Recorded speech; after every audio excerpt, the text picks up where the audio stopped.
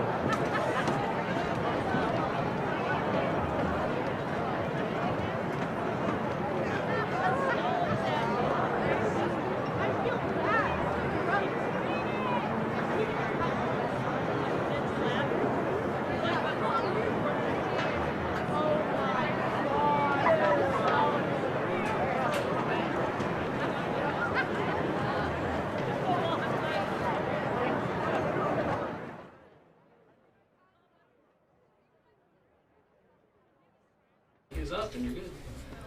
Good evening, ladies and gentlemen, and welcome to Angelo Prasa Field for a great 5A 3 district matchup between Coweta Tigers and your Bishop Kelly Comets.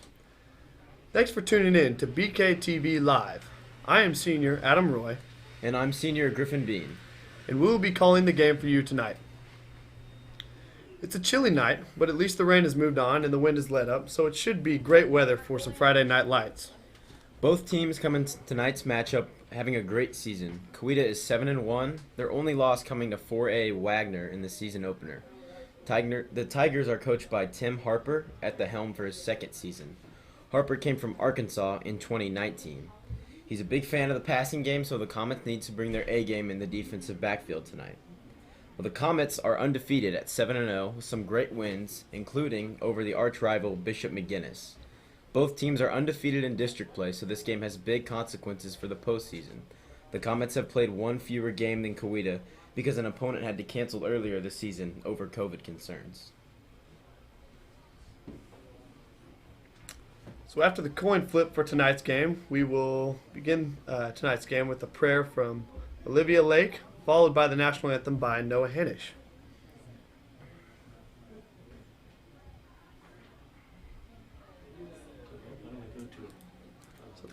Comets coming off a great win last week at East Central, Griffin. Yes, coming off a couple of good wins against East Central and Will Rogers at home. Comets 7-0. They've looked really good. Really haven't had a close game, I think, since McGuinness at home. Won a good game at McAllister that we went to. So I've enjoyed watching them all season. It's fun watching a team win Right. every single week. There's nothing better than your high school football team going undefeated so far, and they look to continue that tonight against the Coweta Tigers, who are arguably one of their toughest opponents so far. So we're looking for a good game here tonight. Yep, District 1 and 2 here tonight. Winner of this game likely will go on to win the 5A3 district and set themselves up for a really nice playoff run. So this game is most important for the entire season for both teams. We've still got a couple minutes. We'll take a quick commercial break. And we will take a quick commercial break right before kickoff. Coin toss, I guess, not kick.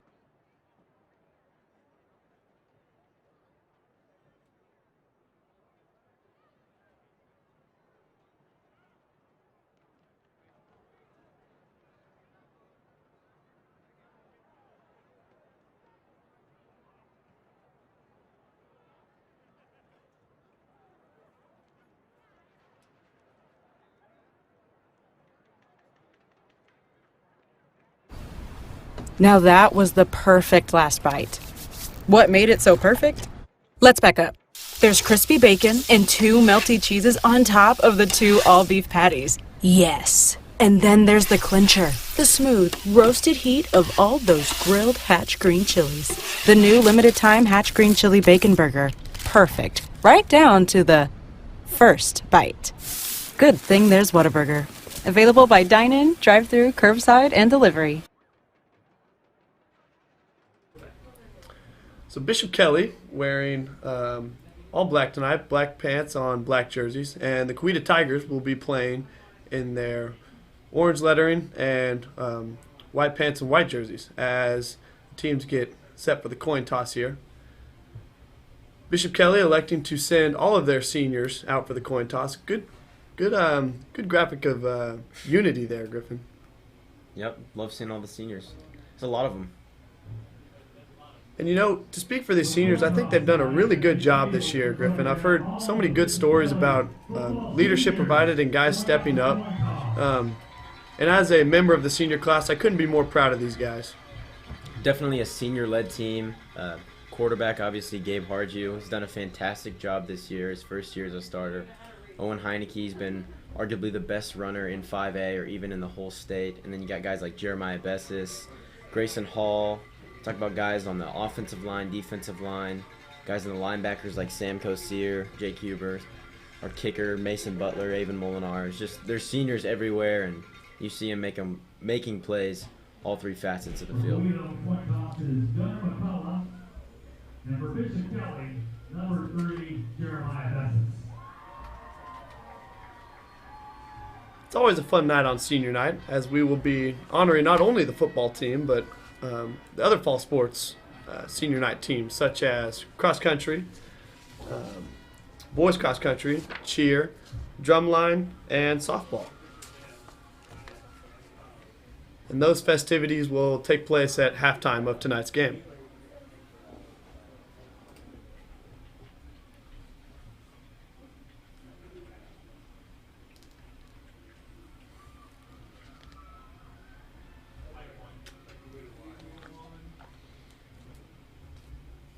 It's the first home game for the Comets in a while here, and it really feels good to be back.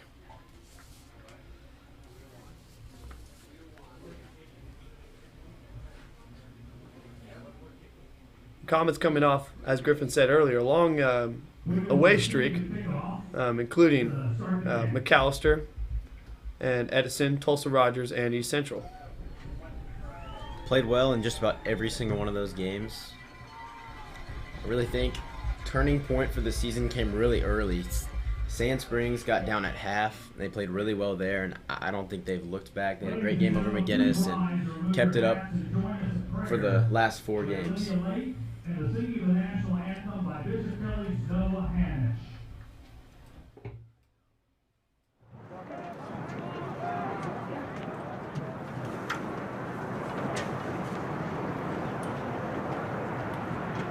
Let us remember that we are always in the holy presence of God. In the name of the Father, and the Son, and the Holy Spirit, amen. Strong and faithful God, as we come together for this contest, we ask you to watch over these athletes, keep them safe from injury and harm, instill in them respect for each other, and reward them for their perseverance.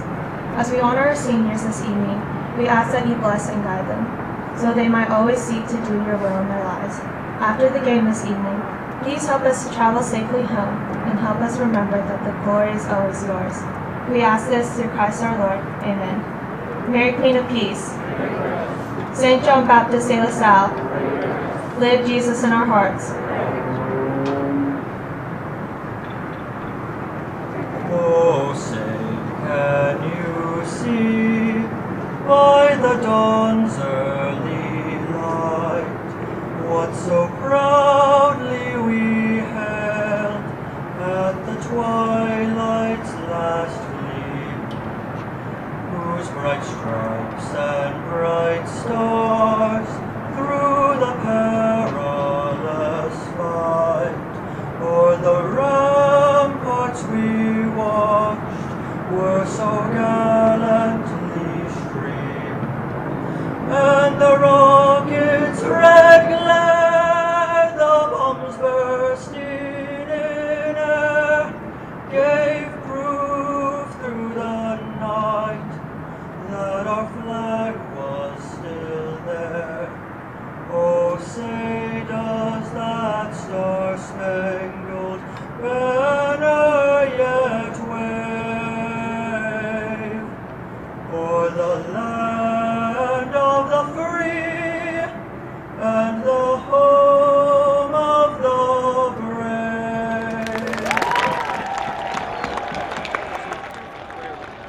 Great job, Noah and Olivia. And the national anthem followed by Noah Hanish.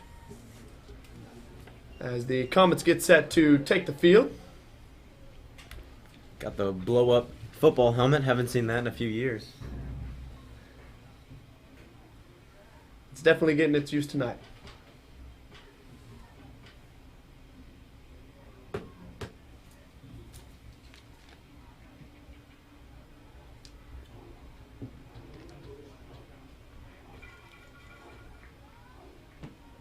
And here come your Bishop Kelly Comets.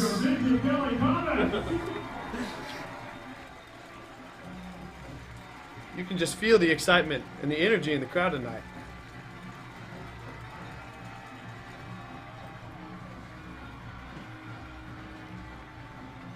Bishop Kelly faithful really showing up tonight. Lots of parents and students here eager to watch their football team take the field.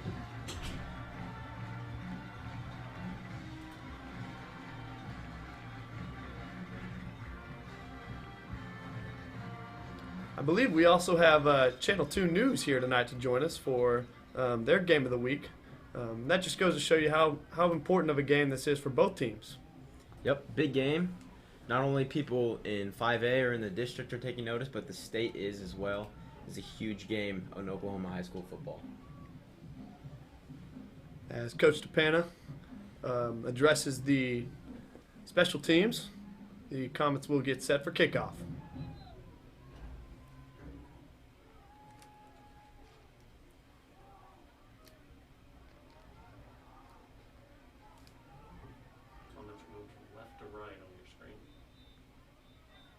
So Bishop Kelly will be working from left to right on your screen as they have elected to kick off to the Coweta Tigers.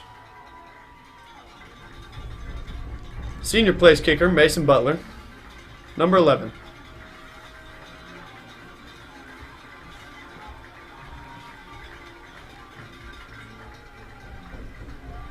Back in to receive the ball for Coweta, number 1 Mason Ford and number 22 Wesley Spawn.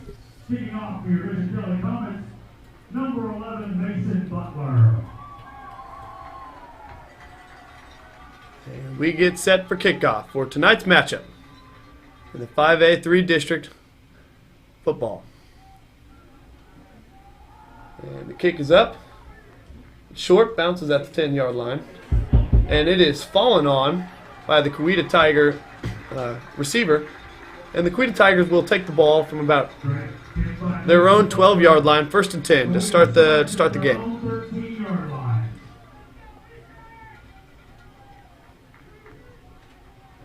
As the Comet defense takes the field for the first time tonight. A lot of key seniors on tonight's defense, Griffin. Yep, last week Jeremiah Bessis had a great game on the defensive side of the ball, had a pick 6. I look for him in the secondary to continue to have a big game. As Coweta starts with an empty backfield. Quarterback sends a man in motion. There's a fumble on the snap, and he is brought down behind the line of scrimmage by,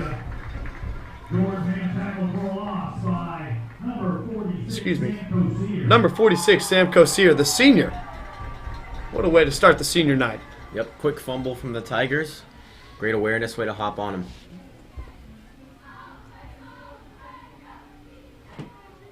So to add on to the even poorer field position that the Tigers have, they will be taking it within their own 5-yard line. As Coweta hands the ball off to the running back. Squirms his way through the hole for about 2 yards. And the Coweta Tigers will take it 3rd and long here for their first on their first drive of tonight's game.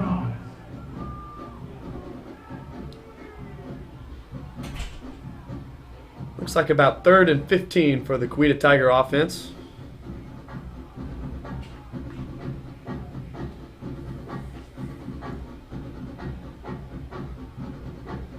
Here's the snap. He drops back to pass and throws across the middle, complete to number 20 for the Coweta Tigers, who is brought down in front of first down yardage. So that'll be a first down for the Coweta Tigers. It's a nice drop back and a nice throw. You hate giving up such a big play on 3rd down, especially when you had 15 yards. The catch there by number 20, Gunnar McCullough.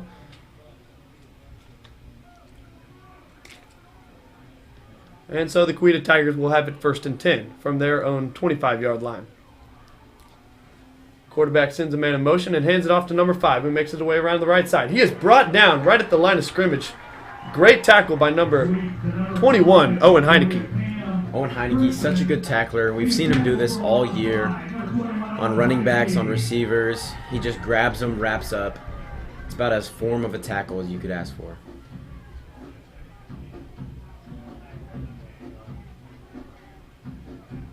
So the Coweta Tigers offense, once again, 2nd down and 9.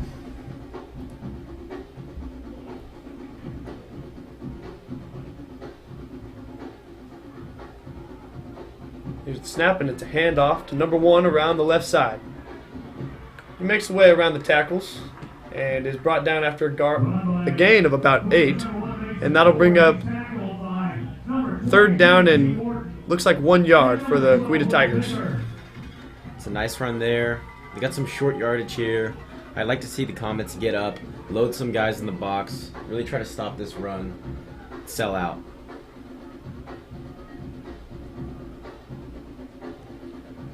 Quarterback with 2 men to his left and 2 to his right. He elects to take it himself, and he is brought down behind the line of scrimmage by number 58, Nick Sorensen, the senior. That's a fantastic tackle. That's a senior. He knew exactly where that was going. Didn't fall for anything.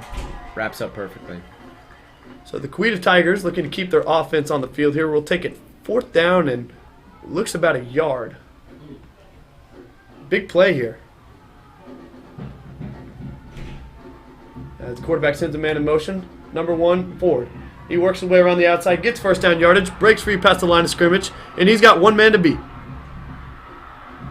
He's at the 10, and he lunges for the end zone, but is pushed down at the 1-yard line. They'll mark him at the 1-yard line.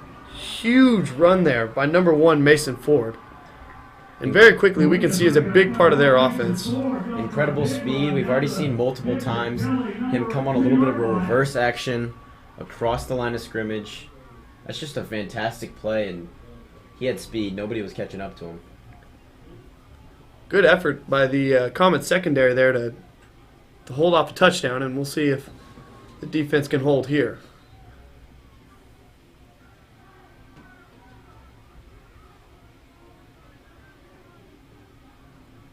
There seems to be some equipment problems with number 1. And the Coweta Tigers have it first and goal from the 1-yard line.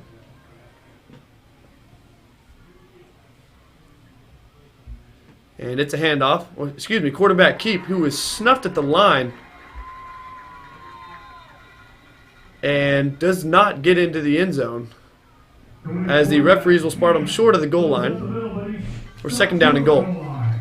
Little read option play there, just trying to use the quarterback's big body, get through, get that 1 yard, but he's just going to come up a little bit short.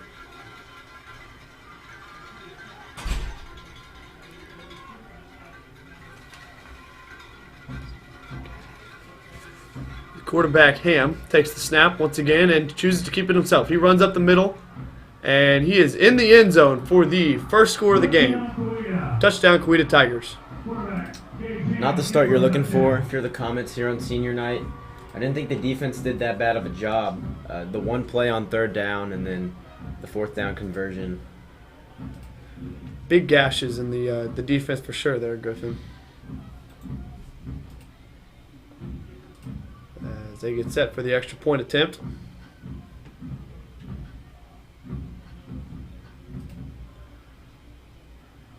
And that ball's got plenty of velocity to get through the uprights. And Coweta Tigers strike first, making the score 7-0. So after not so great field position from the Coweta Tigers, getting it down within their own 15 and taking it second down and what looked like they were on their own 5, they drive the length of the field and score on the first drive of the game. Looked good. It looked like it was the running attack. It was the pass on third down that was able to get them a new set of chains, but then it was a lot of reads, a lot of option plays, and eventually number 1, Mason Ford, making the big play on fourth down.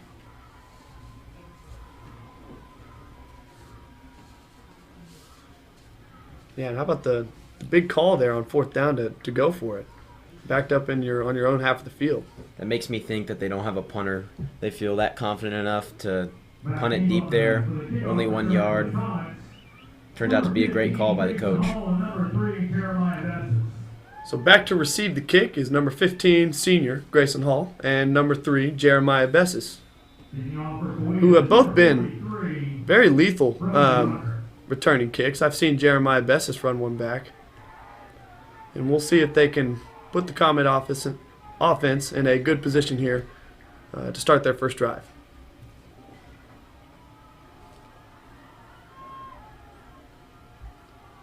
And the kick is up. And received about the 10-yard line from Grayson Hall as he works his way up the middle. He makes his way out to the 27-yard line.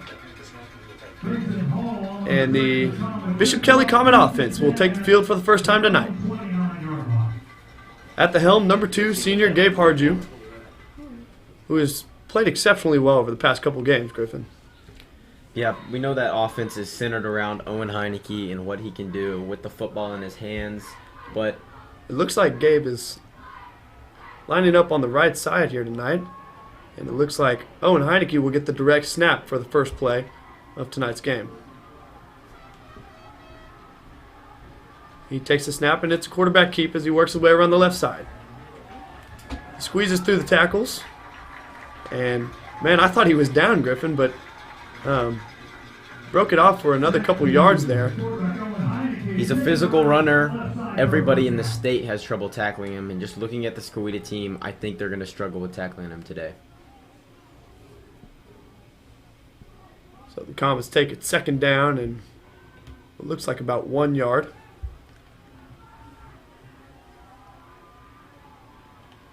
Once again, Owen Heineke taking the direct snap, and it's a pitch to number 15, Grayson Hall, who breaks a tackle but winds up being brought down behind the line of scrimmage for a Comet loss.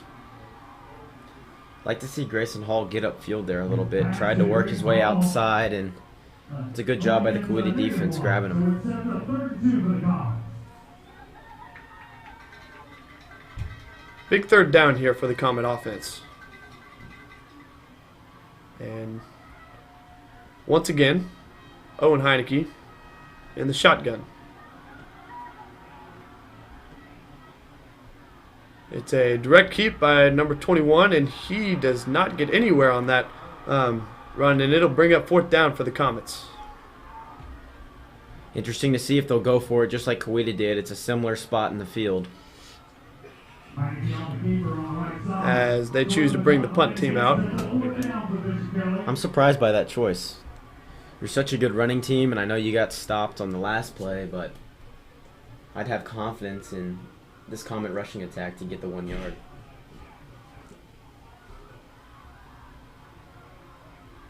So the Comets elect to kick to number 1,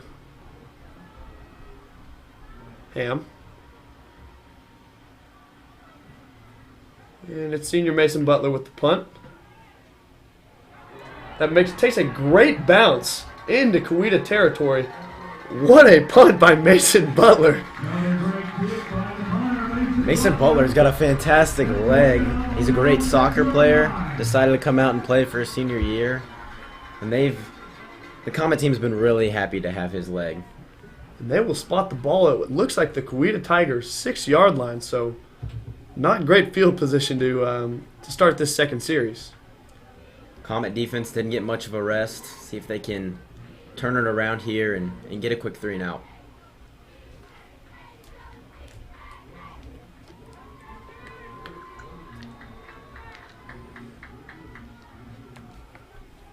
So junior Gage Ham will set up in the shotgun at quarterback for the Coweta Tigers. He keeps it, runs up the middle, and is brought down after a gain of about 9. It's a nice run there. I think they're going to do a lot of that, a lot of this read option, multiple different guys with the quarterback running in multiple different directions. It's just a good keep right there. Comet defense a little bit on their heels here as the Coweta Tigers take it 2nd down and 1.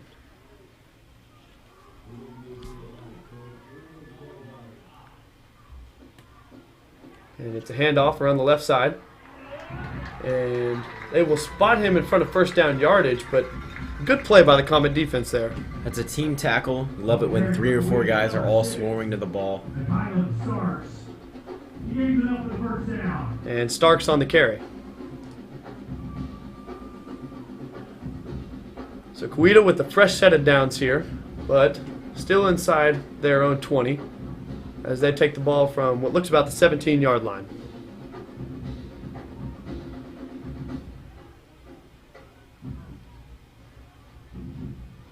Four minutes and 30 seconds left to play here in this first quarter. Quarterback rolls out to his right, makes the throw on the run, and it is caught, but he is brought down by number 21, Owen Heineke. So far what we've seen from Coweta has been quick runs and quick throws, not a lot of just dropping back and waiting for routes to develop. I wonder if the Comet defense can get some push on the line of scrimmage, try to get through and blow some of these plays up.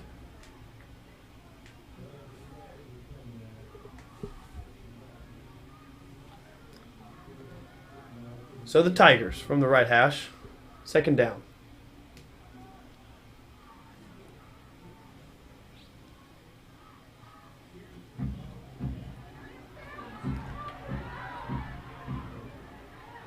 And another team effort there by the Comets for no gain. Comets sniffed that one out pretty easily, Griffin. Another good team tackle. They got a big 3rd down here. Defense holds short of the line of game, sets up a 3rd and 2 from the 25.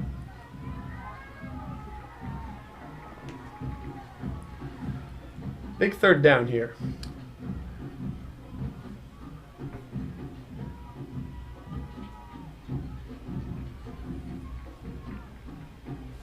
Here's the snap, and it's a quarterback keeper who bowls his way past 1st down yardage for another Coweta 1st down. And this Coweta offense, Griffin, is really, taking their time and eating up the clock and just short plays but just consistent, 5-6 yards every time.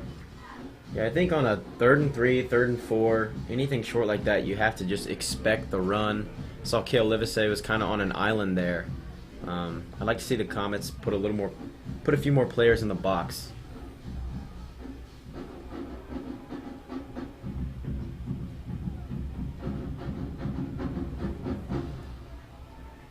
So quarterback, 2 men to his right, drops back to pass, and it is incomplete on the left side of the field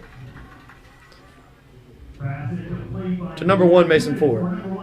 Luke Forsberg did a good job getting a push on his offensive lineman and interrupting that throw from number 16. Luke Forsberg, another senior on this Bishop Kelly Comet defense. Starter all year on the defensive line. He's done a great job. These guys up front have done a fantastic job of getting through, causing some pressure on the quarterback, and I think they do a great job of tackling too. So the quarterback sends a man in motion. He's got 4 out to his right. He drops back to pass, and here's the blitz by the Comets, who is brought down big behind the line of scrimmage for a huge sack. It's a great job. The Kelly secondary, they were ready for that, gave time for that defensive line, pushed through, and it's a great sack. And what great timing on that blitz by Sam Kosier for a huge, huge play.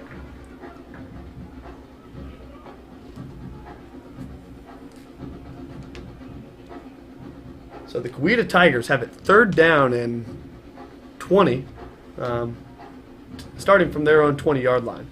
Last time they had a long 3rd down, it was a completion right over the middle.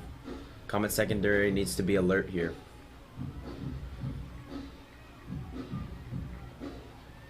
The quarterback drops back to pass. He surveys, throws over to the right side of the field, and it is too far out of the reach of the receiver. And a big stop by the Comet defense there. Much needed, Griffin. Jeremiah Bessis was there. It was a tad overthrown, but overall a nice possession from the Comet defense.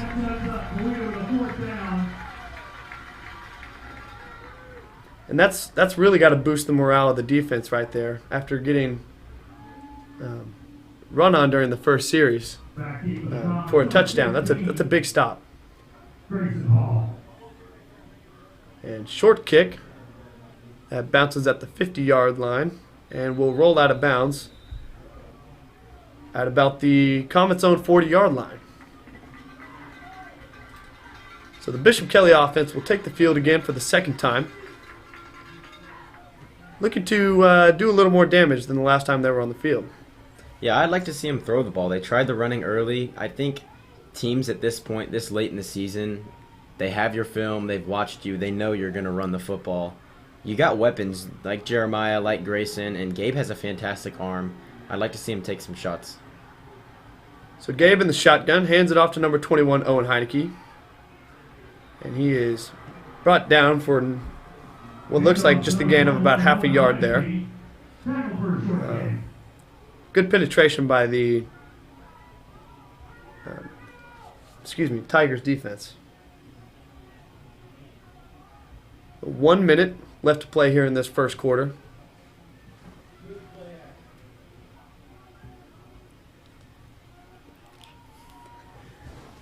As the clock winds down, the Comets will have it 2nd down and 9.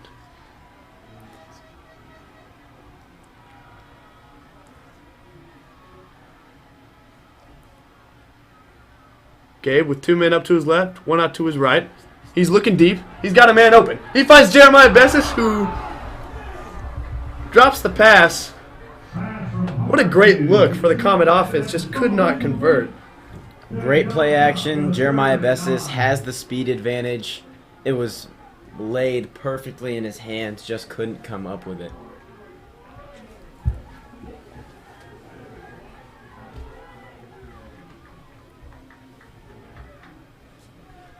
So the Comets will take a 3rd down, and once again 9. As Gabe Hardju's in the looks to take the snap as Owen Heineke's in the backfield.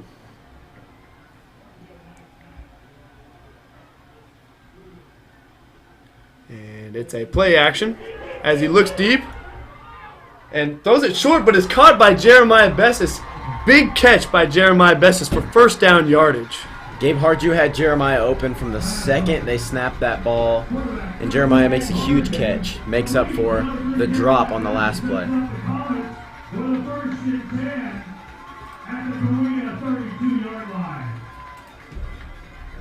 So big play there for the Comet offense, and that's really got to help, just the mental aspect of this team. That first down is big. See if they'll snap it again before the end of the first.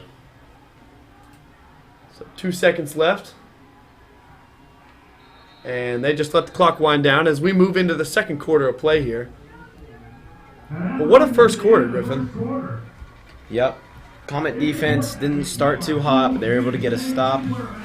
The offense moving the ball. Finally, the passing game starting to click. Take a commercial break. And we will take a quick commercial break here in between quarters. To me, the A and Chick-fil-A is for available. We can serve you in the drive-thru. We can deliver your food to your house. We have delivery partners, and we have our own delivery system. Home can be wherever you choose. You don't need to go anywhere else. On Sunday, maybe, but that's about it. The A in Chick-fil-A stands for a connection. Having the opportunity to have a positive connection with the guest, I think is really cool.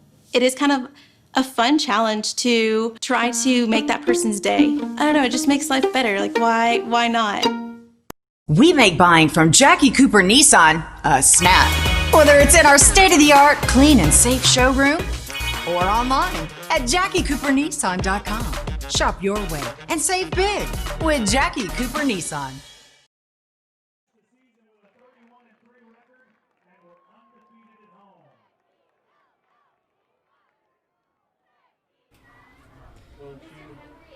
Congratulations to the girls cross-country team for winning the 2020 5A East Regional title.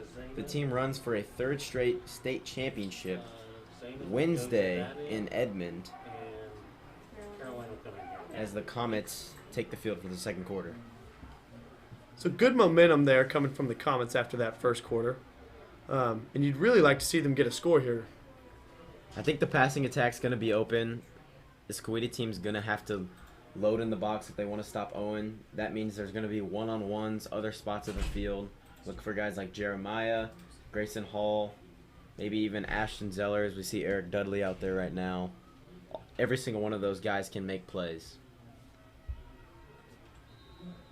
So the Comets take over from the right hash of the Coweta 33-yard line. Here's the snap, and it's a handoff to Owen Heineke, who works around the right side. Breaks a few tackles and is a gain of about 9. Nice physical run from Owen. And Owen Heineke, man, we've talked about him all year. He's a great athlete and recently just committed to play lacrosse at Ohio State University. We know how talented he is. He could have played football also at the next level, but he's a fantastic lacrosse player, and he's going to have a really bright future at Ohio State.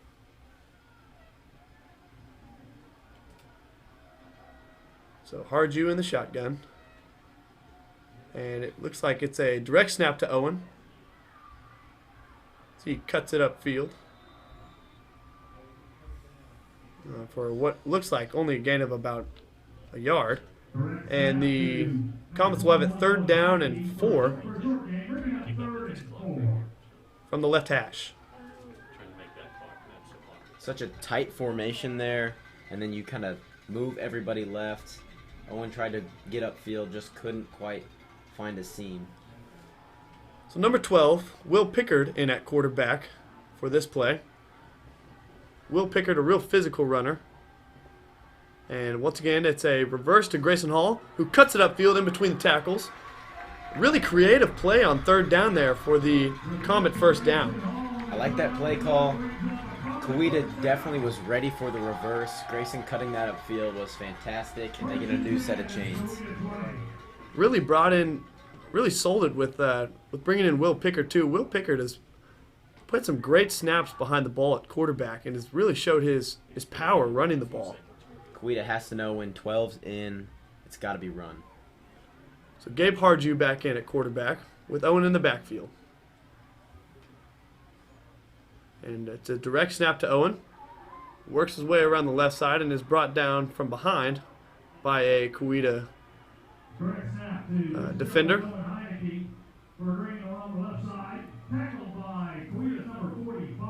It's 2nd down from the left hash. The Comets are knocking on the door here.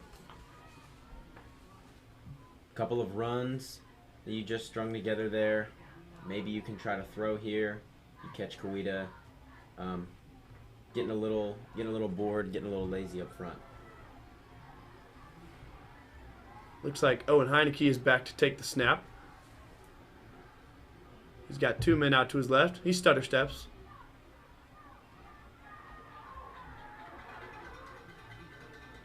And a good push by the offensive line there to get a gain of about 3. So the Comets will have it 3rd down and 1.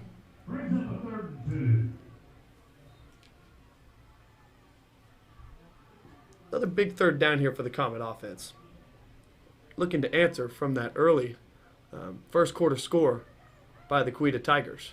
Last 3rd down, they got creative, did a direct snap and then a reverse. See if they do something similar again with Will Pickerton at quarterback. So JT Horton in the backfield for the first time tonight, as Will Pickard takes the snap and pitches it underneath the number 15, Grayson Hall, who fumbles the ball. Was he down, Griffin? And the ref signals a fumble and a recovery by the Coweta Tigers. Hard to tell. Grayson Hall got absolutely smacked in the middle there, trying to get the first down. Couldn't quite tell if his knee was down, but it's going to be Coweta football. A crucial turnover there by the Comets, but he sure did get rocked on that one, Griffin. I think it's all right. The defense played well in the last possession. Offense moved the ball better. If you're the Comets, you feel like you're playing better than what the score shows. And I think they want to continue to get a stop here. So Coweta takes over at the helm, Gage Ham, from their own 10-yard line. 1st and 10. And it's a handoff, read option as the quarterback keeps it and runs up the middle for a gain of 5. Owen Heineke with another tackle. He seems to find all of those in the middle of the field. It's tough as a quarterback or as a runner to get through him.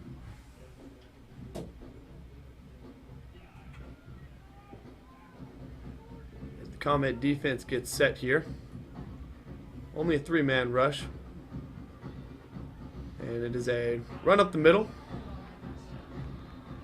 for 1st down yardage by number 22, Wesley Spahn. Interesting why we saw a 3-man front there when it's been mostly run from Coweta tonight. So Coweta takes over from the right hash, 1st down and 10 from their own 23-yard line.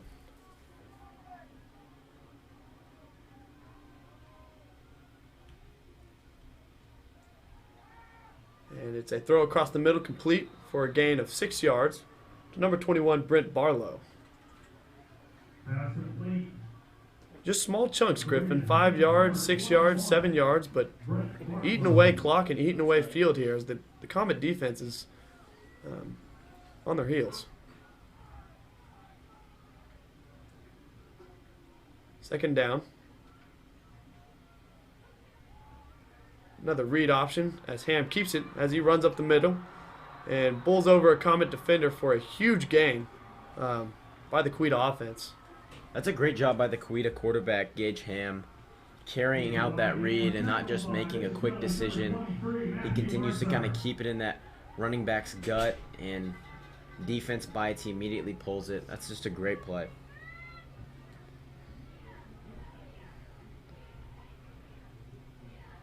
So as Coweta nears midfield, they will have it 1st down and 10.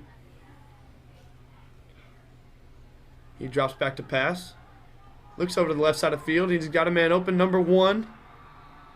Mason Ford, once again, makes the completion inside Comet territory. Talk about this Coweta team being more of a run team. Gage Ham is a physical runner at quarterback, and they've got plenty of weapons, but that was a nice throw there. Dropped it right on the sideline in between 2 Comet defenders, and Coweta is moving this ball. So from the left hash, 1st down and 10 for the Coweta Tigers wearing white tonight.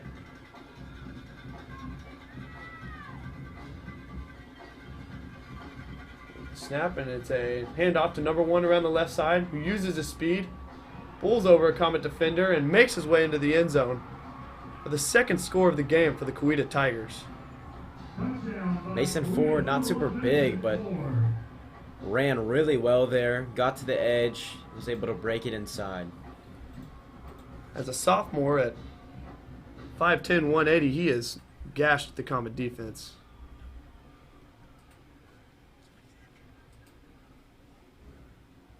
And there's a man down on the field.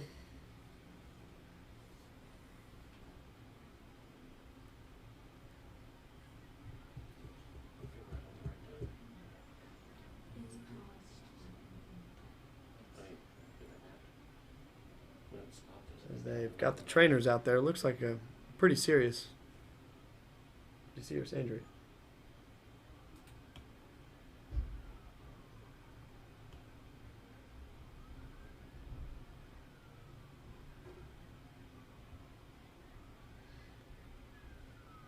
So both teams taking to their respective sidelines, and we hope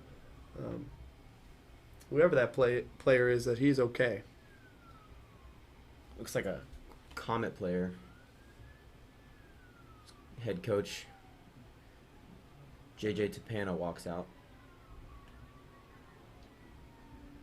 You know, you really hate to see injuries at a high school level, Griffin. I've seen a lot of guys get set for a really good season and or have it cut short by some sort of injury, and as he makes his way to his feet. Big round of applause for number 46, Sam Kosier. Good to see him walking on his own accord off the field. Another big part of that Comet defense. He's a great linebacker who reads quarterbacks well and makes plays. Already had 2 tackles tonight on his senior night.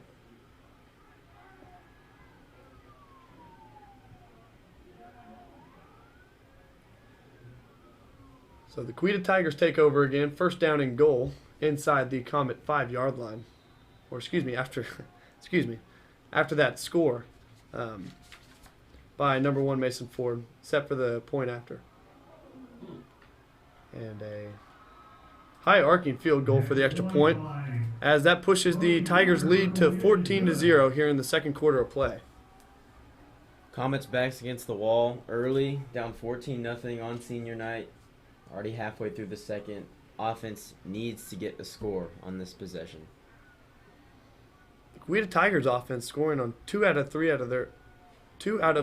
on their first possessions here in the first half, and really have marched down the field, eaten up clock, and what looks like done everything right.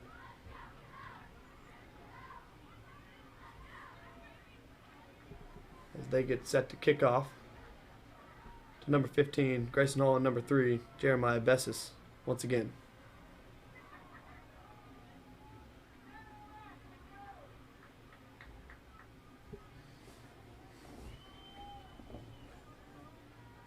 Back keeper of the Comets, number 15, Grayson Hall, and number 3, Jeremiah Bessis. As Angelo Prosfield is now completely blanketed in darkness. I believe the set your clocks back time is coming up this weekend, so you get an extra hour of sleep.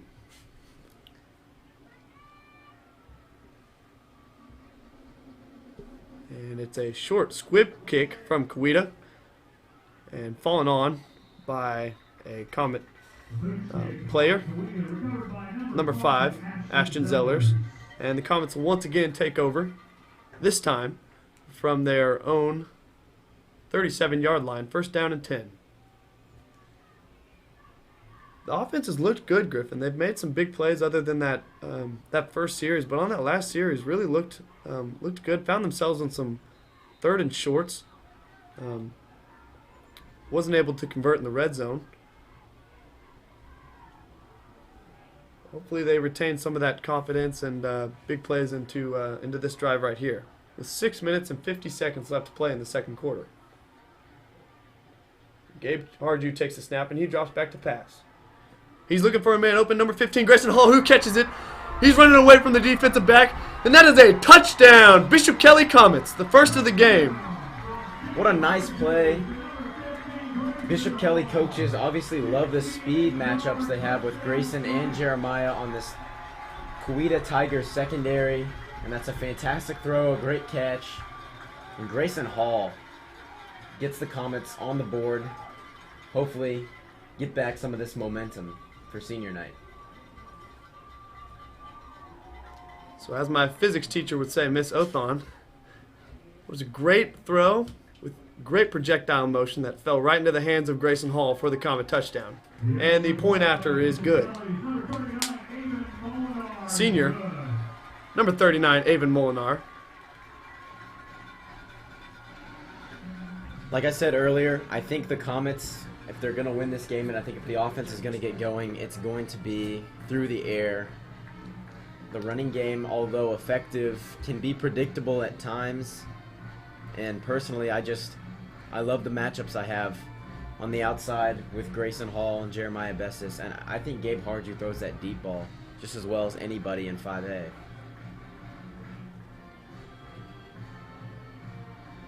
So the Comets on their first play of their third possession get the score to cut the Tigers' lead to 7. As they get set to kick off, the score is 14-7 as the Coweta Tigers lead Bishop Kelly with 6 minutes and 40 seconds left to play in the second quarter.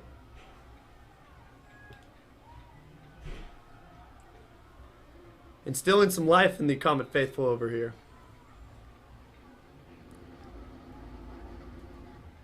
Mason Butler with the kick. Received inside the 5-yard line.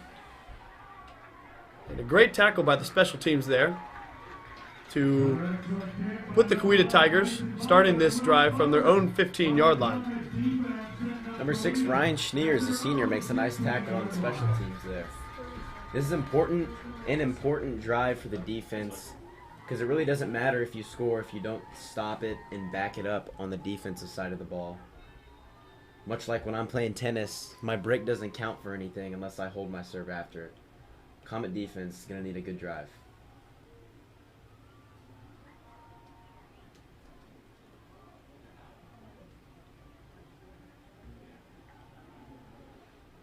And the Coweta Tigers offense takes the field.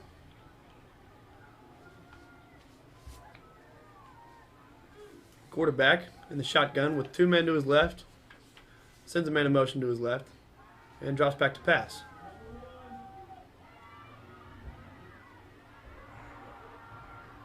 As the Coweta Tiger receiver makes a little juke and makes his way out of bounds after first down yardage.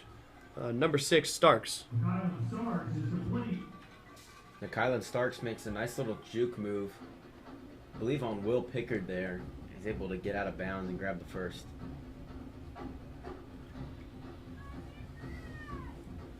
Comet defense could really use a turnover right here.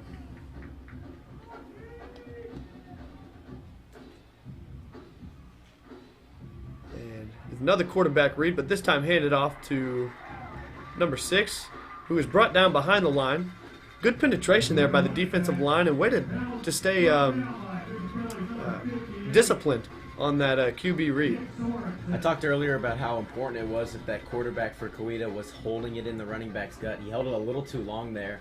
Comet defender just said, I'm going to grab both of you guys, and he stops that play. Second down for Coweta. And it's a screen pass out to the left side to Ford as he makes his way for a gain of about 6 yards. Bringing up a 3rd down and 5 for the Bishop Kelly defense. Coweta Tigers offense has been great on first down thus far tonight. This is a big chance for the Comets. I believe they've already had 5 or 6 third downs, but they haven't been able to stop them and get that final stand and force this Coweta team's hand in punting.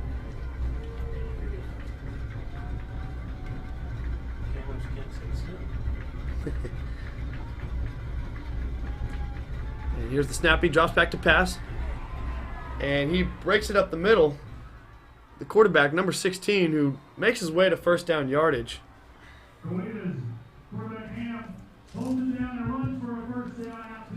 And And he's shown some great intelligence and smarts on a lot of these plays tonight, Griffin. Quarterback Ham just recognized that linebackers completely dropped back, and there was nobody spying, nobody waiting for him. And Gage Ham, he's a runner. He's a physical runner. I think on as short of a yardage as you had there, you got to be ready. So Coweta first down and 10 from their own 47-yard line. 3 men out to the right and 1 to the left. Ham drops back to pass, and he is brought down for another sack by the Comet defense there. Great penetration on the outside. Luke Forsberg there came through and made a nice play. I thought he was about to get held, but was able to get a hold of the quarterback. That is his second of the night. Having a big senior night. 2nd and 18 for the Coweta Tigers offense here, but not out of reach of the first down as we have seen here tonight. Inside their own territory from the left hash.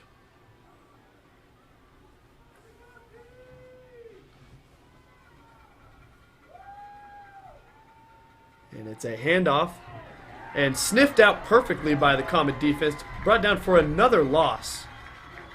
Such a tight formation there from Coweta. Bunched up real close. It's so important as a defense to set those edges. That's a fantastic job. You force the running back to get upfield, and you had Comet defenders just waiting for him.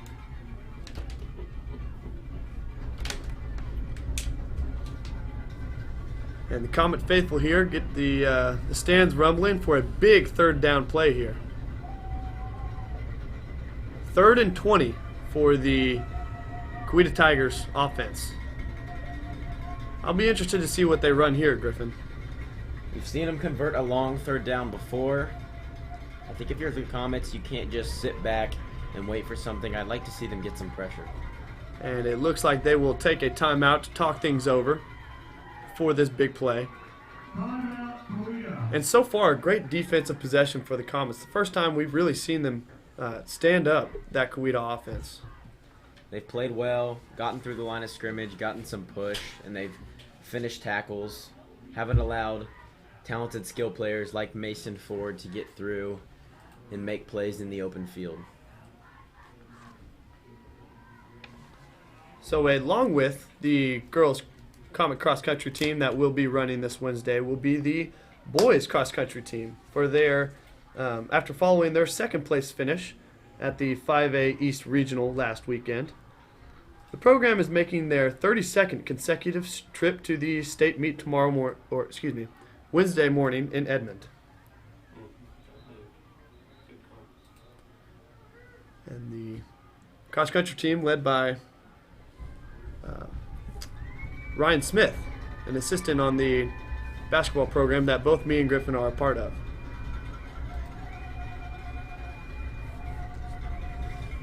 So both teams take the field for this big third down.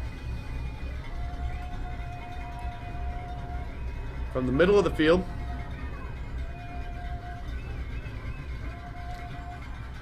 It's a snap to number 6, who makes his way around the right side, stutter steps, and is finally brought down after a gain of about 10 to bring up 4th down. They go with number 6, Nikalin Starks there, instead of Ham at quarterback. Still seemed like a drop back throw. I wonder why. It looked like he was looking to pass. Wonder why the Coweta coaching staff went with a switch of quarterbacks. So the Coweta Tigers to punt for the second time tonight. And that's a big stop for the Comet defense there, a true stop. Gonna have probably 3 minutes to put a drive together. And they kick it out of bounds. And the ball will be spotted at the Comets' 25-yard line. 1st and 10 for the offense after that huge play and the first touchdown of the Comet offense by Jeremiah Bessis. Grayson Hall.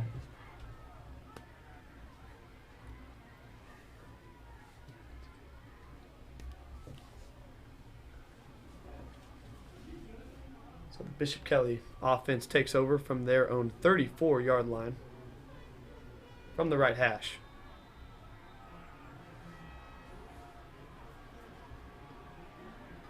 Gabe Harju at quarterback. With Owen Heineke in the backfield. And it's a handoff to Owen, who gets met at the line of scrimmage for no gain.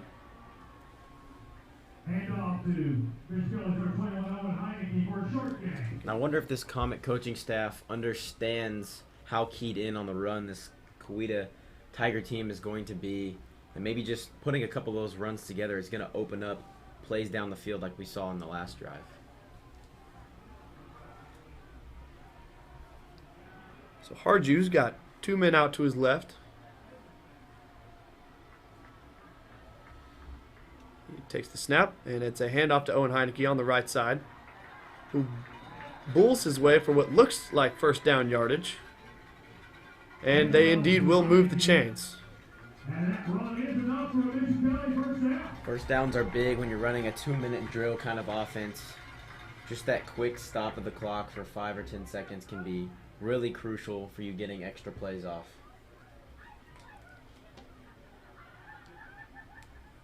So first down and 10 for the Bishop Kelly Comets with 2 minutes. Creeping inside 2 minutes left to play in this second quarter. You'd really like to see a shot to score a touchdown here. It's a quick throw out to the left to Jeremiah. He gets a gain of about 5 yards. Jeremiah probably kicking himself there. Had a chance to get out of bounds and still grab the 6 yards. Wanted to make a big play. And that's a good job by the Coweta defense. Able to corral him down inside field of play and keep this clock moving. All senior parents, please make your way down to the track. 1 minute and 25 seconds left to play here in the second quarter. Harju takes the snap.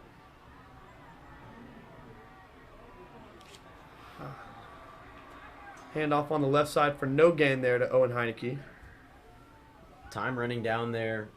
I'm wondering why they're still running the football. Getting close to only a minute left in this first half.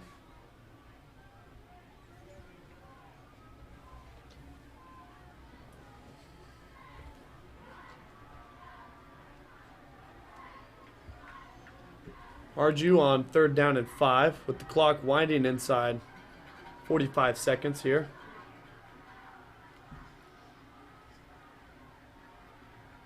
And it's a snap as he drops back to pass. He looks long. He's got another man open, Grayson Hall, who catches the ball for another Bishop Kelly Comet touchdown. Bishop Kelly, once again, we've said it before, the deep ball is going to be open when you have playmakers like Grayson Hall on the outside. We are waiting for the deep throw and a fantastic play. As you see on the short replay there, Grayson Hall with the second touchdown of the game, just wide open, using his speed to get behind that Coweta defense, and the extra point is good by Avon Molinar. But huge play by Bishop Kelly there. With 6 minutes to go, we said the Comets needed a score. They were able to get it, able to get a stop on the next possession. And now they've scored again, and it's a completely new ball game, tied up at 14. And like you've said, Griffin, it seems they've found this the weakness in this Coweta defense. Yes, the weakness seems to be that secondary. Doesn't seem like they've been able to keep Jeremiah or Grayson up at the line of scrimmage, and they haven't had the speed over the top. And when you have a quarterback like Gabe Harju, such a good thrower, he's got a pretty deep ball. Comets have been able to drop a few passes in there.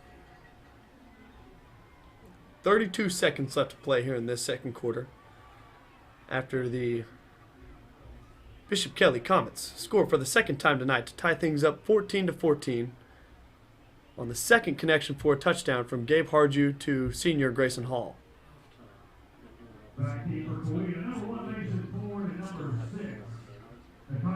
Mason Butler back to kick again. Short, smart squib kick to the Coweta Tigers, but a good return. and they'll take over with 20 seconds left, or 26 seconds left, from their own 45-yard line. You got all that momentum back in these last 6 minutes, in these last few possessions. With 26 seconds left, you don't want to lose it here. Defense needs to hold up for a few plays and get into halftime, tied up at 14. For sure, Griffin. Definitely need to keep their focus and get a stop here.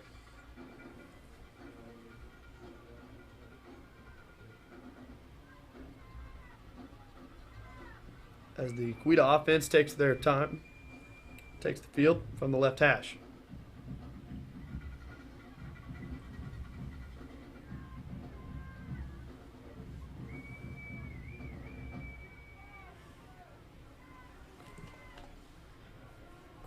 Quarterback's got 3 men out to his right as he drops back to pass. Throws over to the left side of the field. And it is incomplete. Incomplete for the intended receiver, number 21 for the Coweta Tigers.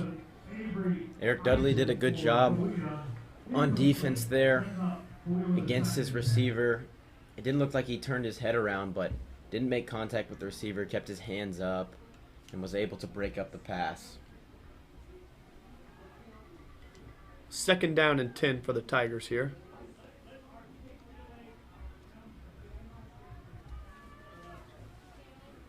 As Ham and the Comets will like to take a timeout here to make sure they get set for this next big down.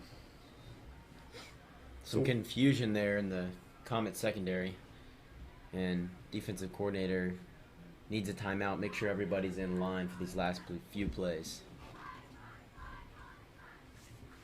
So what a first half of action here we've had, Griffin. It didn't look too good early for the Comets as they started off down 14 points going into the second quarter. And on 2 quick plays in their drive, they are right back in it, 14-14, looking to head into halftime all tied up. It's a senior-led team. It's an experienced team. They've been down before in the fourth quarter on the road against Sand Springs. I think at home they were still feeling comfortable, just needed to get their footing early, and obviously they've gotten it back.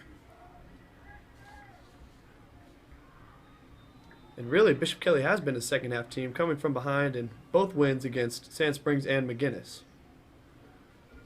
As Ham drops back to pass, makes a short throw to the left side of the field, and the clock stops at 15 seconds left for a first down. And it hasn't looked like Coweta has a kicker with too big of a leg, so I wonder if there's a certain target line they're trying to get to, or if they get a last play opportunity, they're just going to throw it towards the end zone.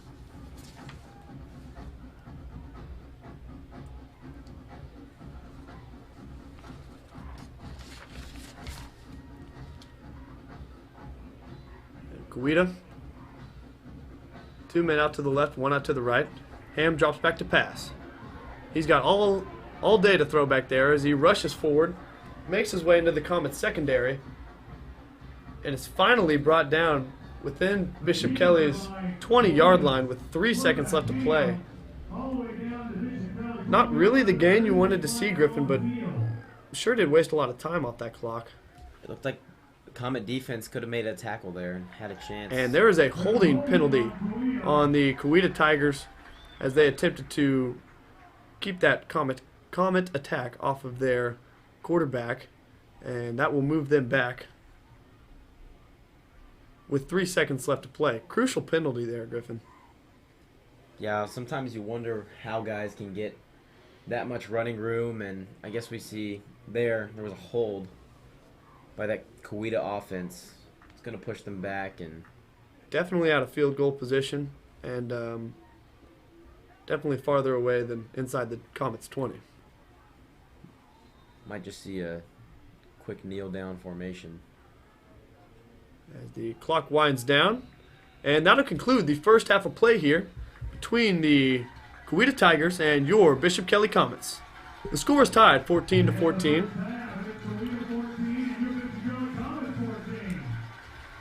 And we'll be right back after some messages from our fabulous sponsors.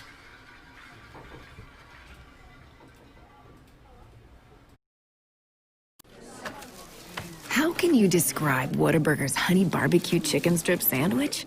The chicken just has a certain, with the sauce. The sauce, it gives you a little bit of... And the cheese, it's the exact right amount of... Whew, it's almost too hard to put into words. Good thing there's... Yeah. Good thing there's the honey barbecue chicken strip sandwich at Whataburger. For nearly 50 years, the Chris Nickel name has been associated with authenticity, service, adventure, and a passion for the highest quality automobile. These are the vehicles for the dreamers and the doers. And at Chris Nickel, you can take on every adventure with striking style, unbelievable comfort, and trail-rated capability. During Jeep Adventure Days, get a new Grand Cherokee starting at $33,988. Chris Nickel, 145th in the BA, where you always get your nickel's worth.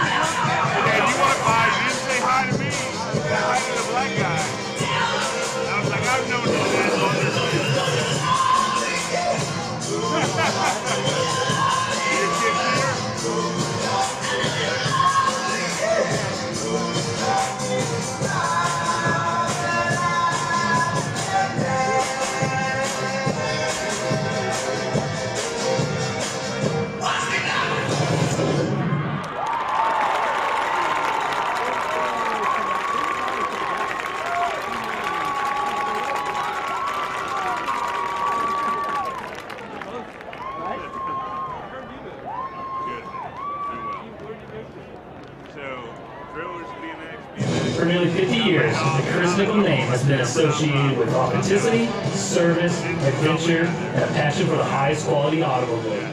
These are the vehicles for the dreamers and the doers. And at Chris Nickel, you can take on every adventure with striking style, unbelievable comfort, and trail-rated capability. During Jeep Adventure Days, get a new Grand Cherokee starting at $33,988. Chris Nickel, 145th in the BA, where you always get your nickel's worth.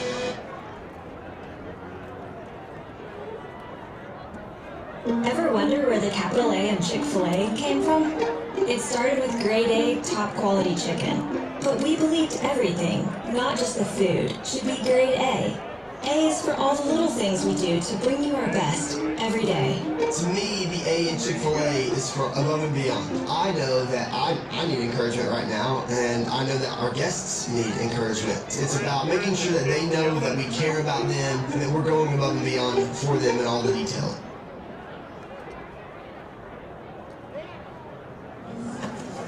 How can you describe Whataburger's honey barbecue chicken strip sandwich?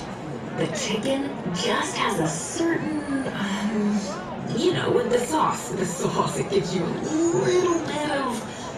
And the cheese, it's the exact right amount of... Whew, it's almost too hard to put into words. Good thing there's... Yeah. Good thing there's the honey barbecue chicken strip sandwich at Whataburger.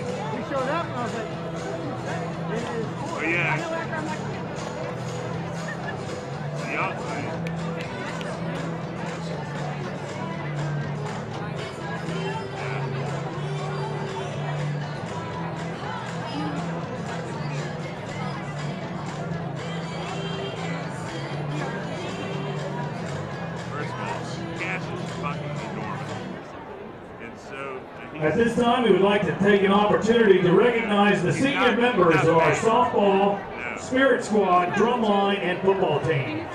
We appreciate all the efforts and sacrifices these student athletes have put into our program through their time at Bishop Kelly. So welcome to the honoring of our class of 2021 seniors at the halftime of tonight's game. And first we will recognize the Spirit Squad members that are seniors. Our first member tonight is Jillian Krishner, and she is escorted by Daryl and Julie Krishner. Our second Spirit Squad member is Kate O'Melia, escorted by Dan and Patty O'Melia.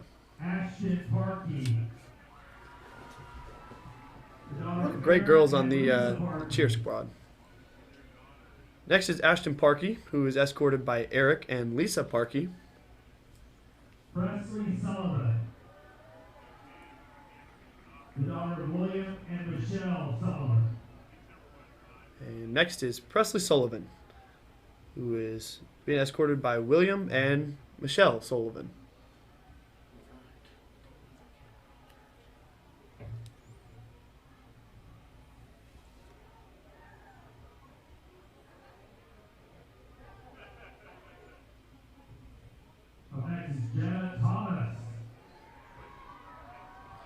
And the last senior on this Spirit Squad is Jenna Thomas, escorted by Scott and Shanna Thomas.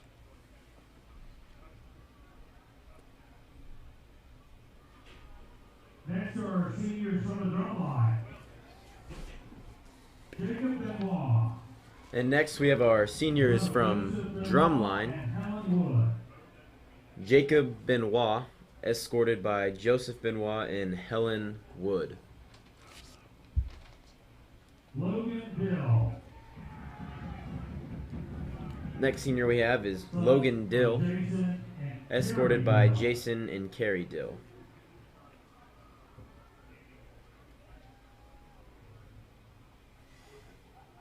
Hey, if you guys want, you can wait to announce them until you see them on the, like when you can. It'll make more sense to the viewers.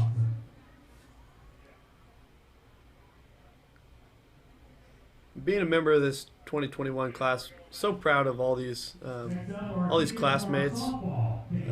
It's really special to see them get recognized on their senior night for all the work they've put in, whether that's on the drums or in the Spirit Squad.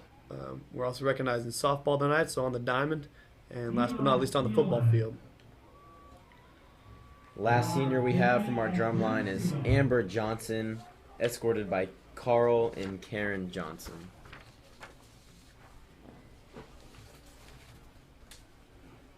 The senior managers are Aiden Clancy. And next we'll be recognizing our seniors for softball. Only 2 seniors for softball this year, and the first is Haley Scholing, escorted by Amy and Dusty Scholing. And next, Ellie Spielman, who is escorted by Jenny and Jeff Spielman.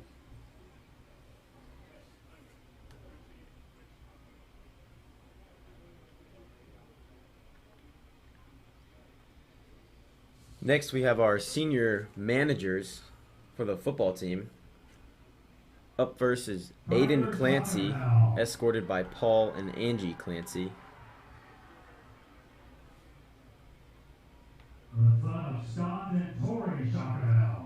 Next senior we have is Kate Collier, escorted by Mark Collier and Kim Claybrook Weaver.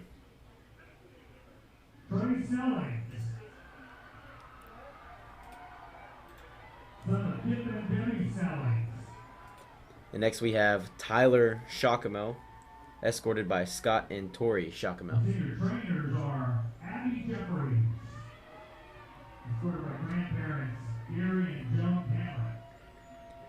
And our last senior is Trey Snellings, escorted by Kip and Debbie Snellings. Larry and Joyce Powell. And the next seniors will be honoring are our senior trainers for the football team. First is Abby Jeffries, who is escorted by her grandparents, Gary and Joan Cameron. First up is Drew Ashford, the son of Doug and Amy Ashford. And our second senior trainer is Delaney Powell, who is escorted by Larry and Joyce Powell. And finally, we have our senior members of our football team. Up first is senior Drew Ashford, escorted by Doug and Amy Ashford.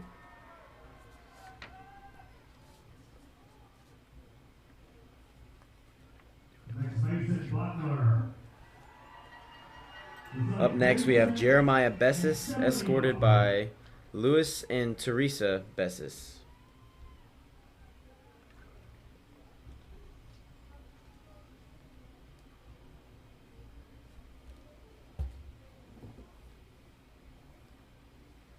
And our next senior is Mason Butler, escorted by Jason and Stephanie Butler. Richard and Corey Davis.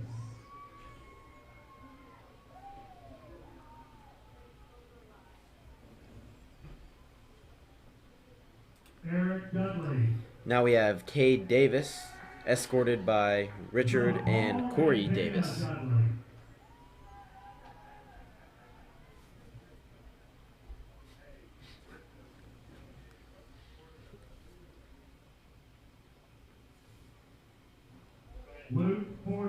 And our next senior is Eric Dudley, escorted by Paul and Dana Dudley.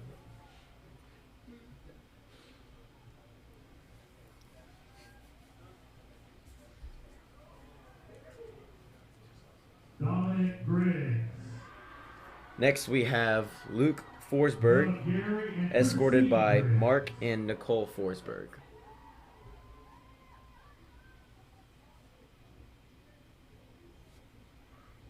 Grayson Hall.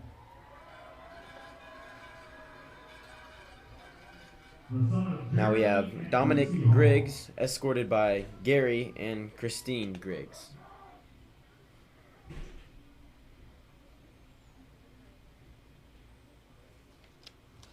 Gabe Harju.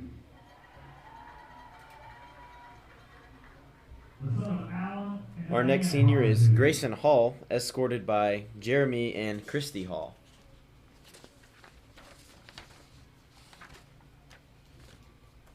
Owen Heineke. The next senior is Gabe Harju, who is escorted by Alan and Diane Harju.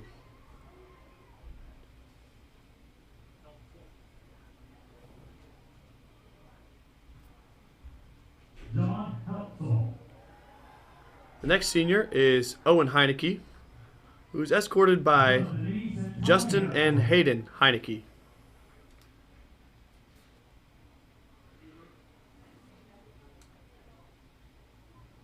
Jake Huber.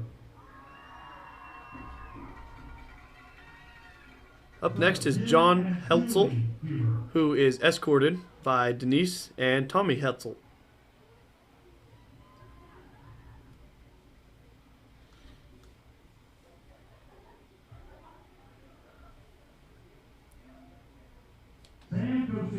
Next is Jake Huber, who is escorted by Jim and Julie Huber. The son of Mark and Tony Kosier.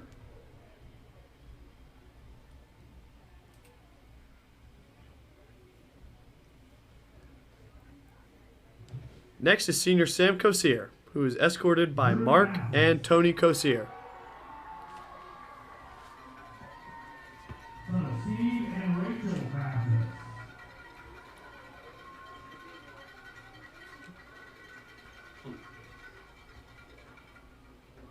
Mason McKelvey. Our next senior is Drew Mathis, who was not present at tonight's game, but is brought out by Steve and Rachel Mathis.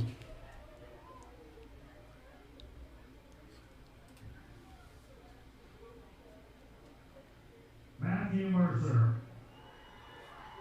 And our next senior is Mason McKelvey, who is escorted by Darby Thomas and Melissa McKelvey.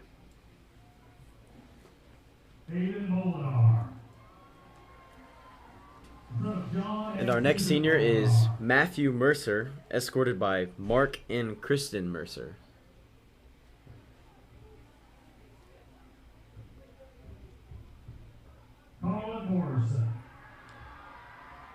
Next we have Avon Molinar, escorted by John and Susan Molinar.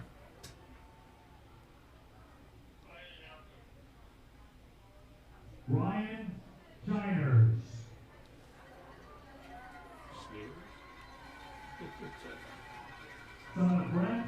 And now we have Colin Morrison, escorted by Jeff and Heather Bennett. Nick Sorensen. The son of Sam and Kim Sorensen. Our next senior is Ryan Schneers, escorted by Brent and Angie Schneers. The son of Mike and Krista Thompson.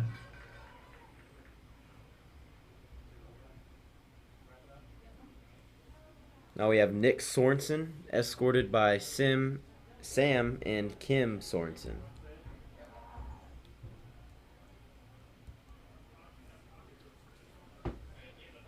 And our last senior of the night is Braden Thompson, escorted by Mike and Krista Thompson. So these are your Bishop Kelly class of 2021 seniors. And as I said before, very, very prideful and happy for these classmates of mine as they get recognized tonight. Let's go ahead and go to a break. And as always, and we'll take a quick break.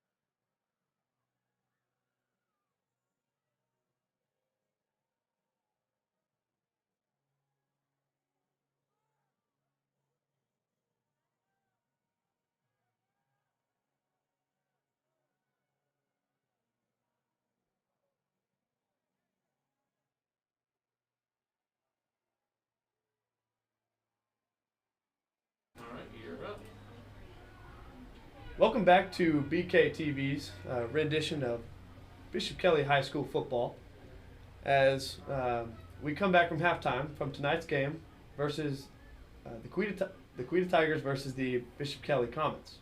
The score is tied 14-14 as we get set for the second half, and a great first half of play from both teams tonight, Griffin.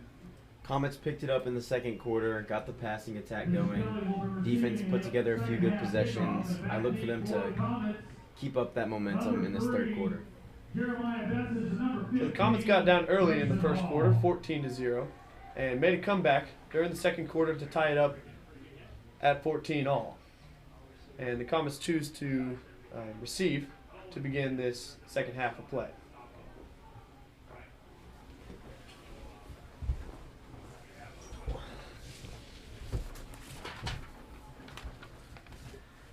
So back to Comet football as Coweta kicks off to Bishop Kelly to start the second half.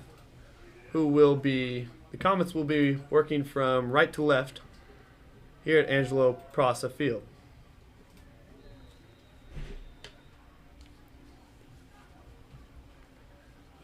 I'll be interested to see how the Bishop Kelly offense comes out after halftime. Be interested to see what adjustments they might have made during halftime and see how this first drive goes. And the kick is up. Received by number 15, senior Grayson Hall. Runs up the middle, bowls over a defender, and gets a great return, but the ball came loose as Jeremiah Bessis recovers the ball. Could have been very costly for the Comets there. Could have been. Jeremiah comes up with the ball. Seems like the Coweta sideline thought they had it, but the refs are going to give it back to the Comets. And you talk about adjustments. I think the biggest adjustment that needs to be made in this second half is going to have to come from the Coweta secondary. It was the most vulnerable group on the field, both sides of the ball, and if they want to slow down the Comet offense and get back to the way they were playing in the first quarter, it's going to have to start with that secondary. So the Comets will take over to start the second half from the middle of the field, from their own 36-yard line. Gabe Hardew, the quarterback, takes the snap and is looking to pass. Plenty of time back there. And it is broken up by the Coweta Tigers, number 4. And the Comets will have it second down. And if I'm Bishop Kelly, I'm okay with that. I think you came out with 4 receivers, a lot of different routes. Coweta was ready for it, but I think the more you start to do that and the more they start to drop back, that's going to open up running lanes for Owen Heineke. Once again, Hardew with Heineke in the backfield. 2 men out to his right and 2 men out to his left. It's a handoff to Owen, who works around the left side. Gets a block and runs forward for what looks like a gain of 10 yards for a Comet first down.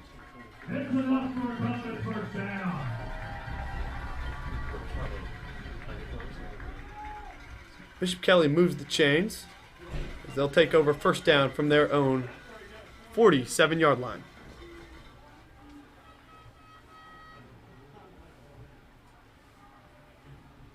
And it's a snap to Hardew. A short pass out to senior Grayson Hall, number 15, for a gain of about 8 yards. We're 3 plays in the third quarter, and we've already seen the Coweta defense drop back and drop. Seems like all guys in the secondary. We saw one-on-ones all over the place in the first half, but that's not going to be the story in the second.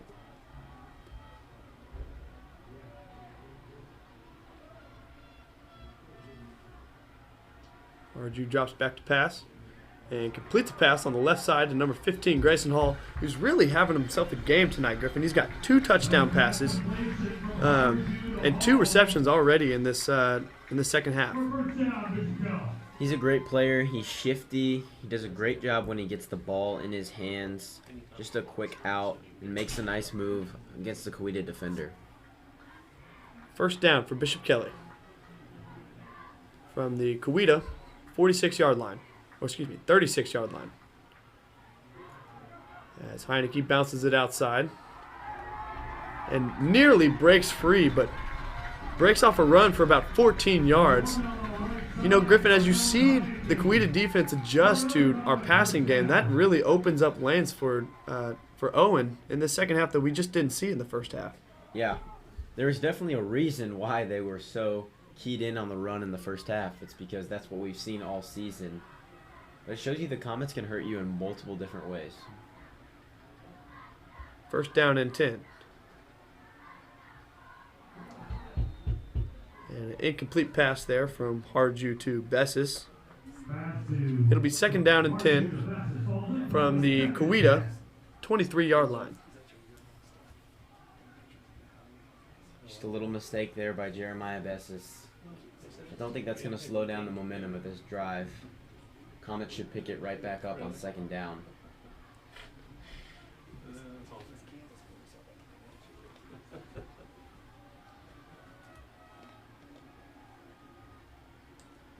Harju with one man in the backfield. It's a direct snap to Owen Heineke.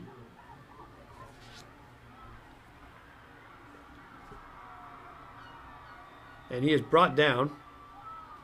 Forward progression will get him at about the line of scrimmage.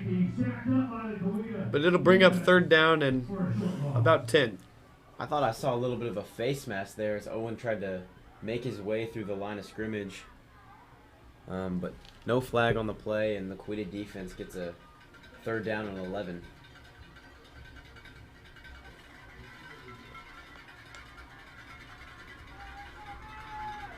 So the Comet faithful on their feet for this big third down in Coweta territory.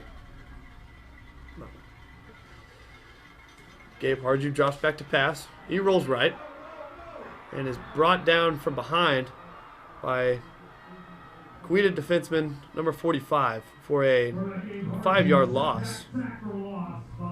On third and 11 there, it looked like they were trying to roll out and kind of peel Gabe Harju back around to the right side and get Owen Heineke on a little bit of a wheel route, but Coweta secondary was there and was ready for it. Mason Butler's got a leg, but I don't know if he has this big of a leg. Looks like they're electing to keep their offense on the field for a fourth down and 17 for the Comets. So Harju with 3 men out to his left and 1 out to his right. Drops back to pass and throws over the hands of number 10.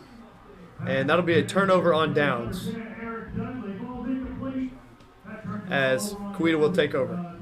Nice play by the Coweta defense. They're able to put the Comets behind the chains, and then they just sit 4, 5, 6 defenders right along the first down mark. And the Comets can be back on defense.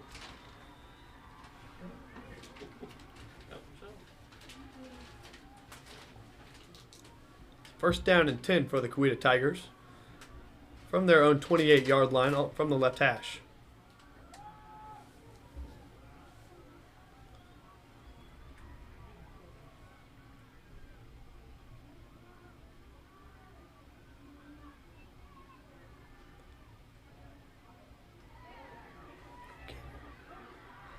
A great tackle there by Owen Heineke and number 3 Jeremiah Bessis. Very good discipline on that kind of read by the quarterback, who makes the pitch to number 1 but is brought down quickly by the Comet defense. The Coweta offense has loved to be bunched up and kind of tight, and Comet defense has done a great job tackling in open field.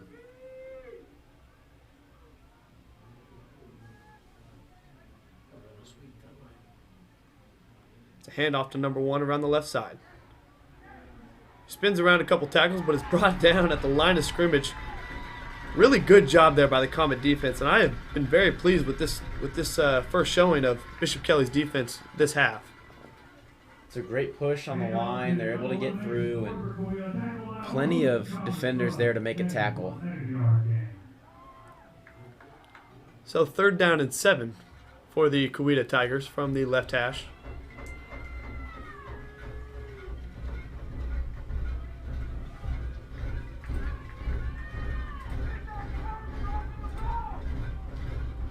the stands begin to rumble, the Coweta Tigers will take a timeout to talk things over for this big third down.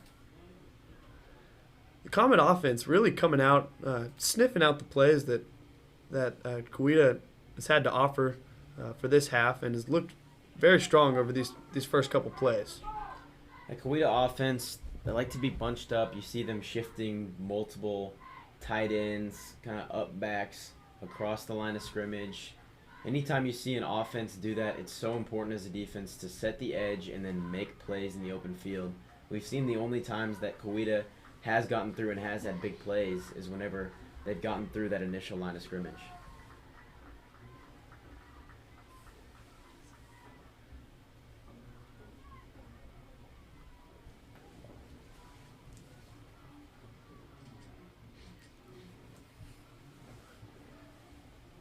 And we'd like to give a thank you for all the boosters of Bishop Kelly Athletics who have really helped our athletics program here, and we encourage others to be a part of the Booster Club and support Comet Athletics.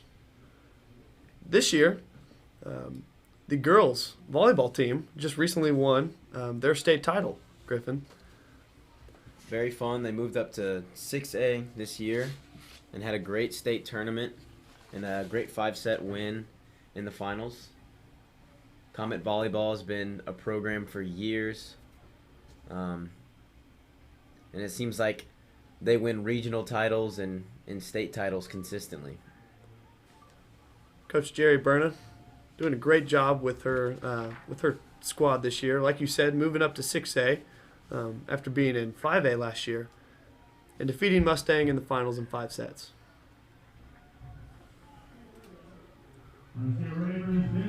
So, big third down here as the Coweta Tigers take the field.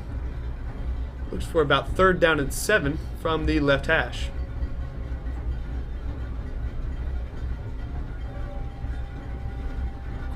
Quarterback sends a man out to his right, and there's a flag on the play, and it is a false start on the Coweta offense, pushing them back another 5 yards.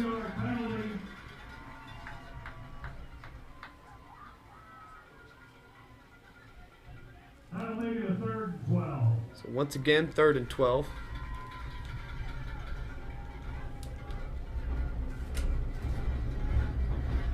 As Ham looks to take the snap. He sends number 1 out to his right, who is pursued by Comet defenders, heaves one over towards the right sideline and broken up by Jeremiah Bessis.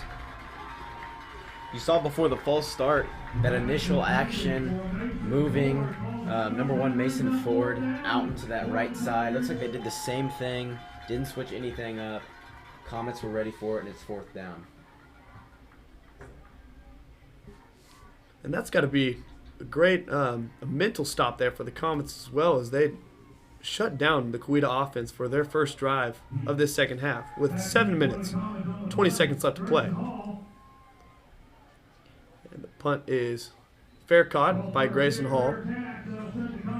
And the Comets will take over 1st down and 10 from their own 42-yard line. So 2 defensive stops to start the second half. Offensively, we saw Kelly try to come out with that passing attack, and Coweta was ready for it. They adjusted. Be interesting to see. It's been a fun coaching battle to see. Running early from the Comets, Tigers are ready for it, and then to go to the throw. Should be a good one. Harju back to take the snap. And it's a handoff to Owen Heineke around the left side for a gain of about 3 yards. That's a nice tackle by number 31, Jackson Stidham there. Owen Heineke is not easy to bring down. And you saw the senior linebacker was ready for him.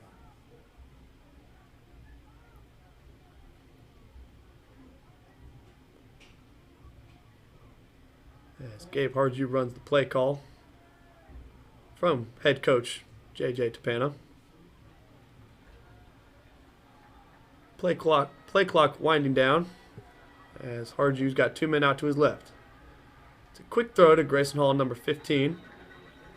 And it is caught for first down yardage, and that'll bring up a Comet first down. And what you're seeing now from these defensive backs for the Tigers is they're immediately taking steps back because they don't want to get beaten over the top. Jeremiah Bessis and Grayson Hall were both on the same side, sitting 5 yards off the receiver, and just being there poses a threat to this Tiger defense.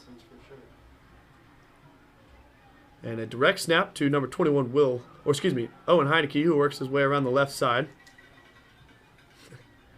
for a gain of about 5 yards. Run by Owen Heineke on the left side.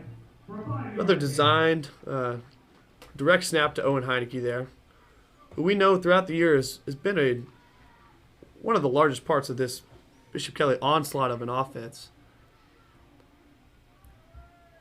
And so far, Coweta has done a pretty good job of limiting him to no more than, I think, a big 15-yard gain.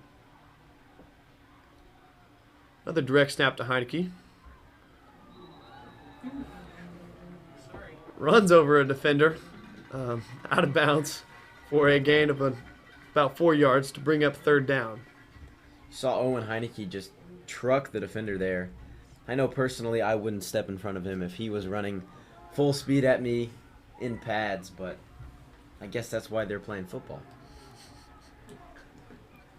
And I'm not. I wouldn't either. So third down from the left hash. And it's a handoff to Owen Heineke. It's met behind the line of scrimmage. Somehow stays on his feet.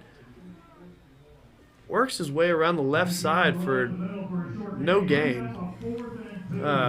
4th and 2, and we'll see what the play call is here from head coach Tapana.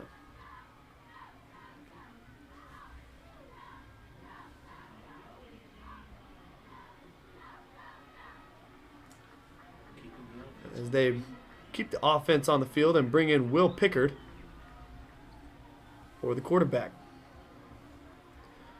Now we've seen the Comets run a couple of plays with Will taking the snap, a couple pitches to Grayson Hall, and we'll see what the call is here.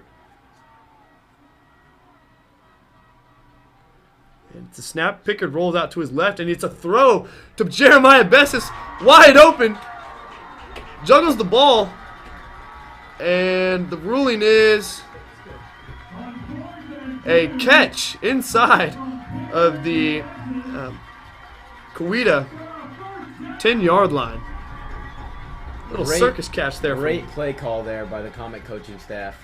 Coweta defense sees number 12, Will Pickard, and they're immediately thinking run on a 4th and 2. He rolls out, sells it perfectly, and he finds Jeremiah Bessis on the sideline. Comets go no huddle here as Owen Heineke takes the direct snap. Works his way left. Runs through a couple defenders and bulls his way into the end zone for another Comet touchdown. Excuse me. They're going to spot him down at the 2-yard line. He must have stepped out of bounds. I really thought he got in the end zone there. It was a great run. I thought he made his way in. I don't know whether they thought he stepped out or if his knee went down early.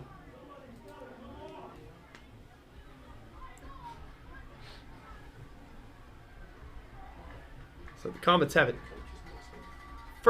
Second down and goal from the 2-yard line.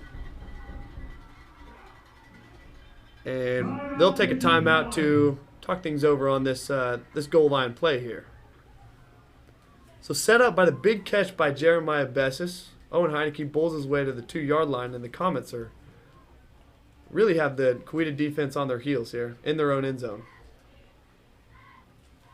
You got to think on 2nd and 2, near the goal line, you're just going to go right to Owen Heineke. He's arguably the best runner in 5A, and I would trust his power and his ability to squeeze through into the end zone here with only 2 yards left to go and likely having multiple shots at it. All set up by that great play call and the pass from Will Pickard. Like you'd mentioned before, Pickard is normally a running quarterback, and when he comes in the game most teams expect run, but Pickard showing off his arm a little bit and completing the pass to Jeremiah Bessis, wide open down the sideline.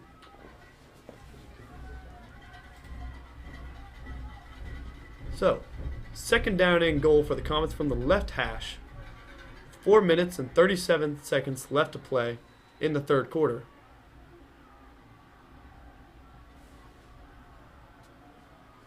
Harju taking the direct snap, working his way right, and he gets in the end zone for the Comet touchdown. Owen Heineke on the direct snap, works his way around the right side and bulls his way into the end zone to break the tie at 14. And the Comets take the lead here with 4 minutes and 32 seconds left to play in the third quarter. I like that from the Comets. The Tigers are probably expecting run, but you put 4 receivers out there, make them at least maybe second guess themselves. Owen Heineke, too good of a runner, will not be denied. He scores. Comets go up 21-14. And after that first series, Griffin, after seeing the Bishop Kelly offense come onto the field, I had good confidence that they'd be scoring here pretty soon. And they do to break the tie as Comets lead 21-14. Offenses look good. It was the big throw that got them close to the end zone, but it's the Comets' bread and butter, that running game from Owen Heineke, and the offensive line doing a great job as well tonight. They've been so consistent all year, and they're able to get a score here after a few passing touchdowns in the first half. And the offensive line, they're nicknamed the Rhinos, led by Coach Rebke.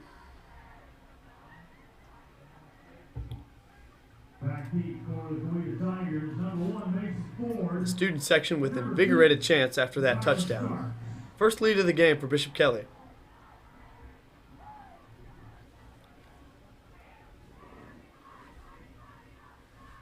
And Mason Butler set to kick off.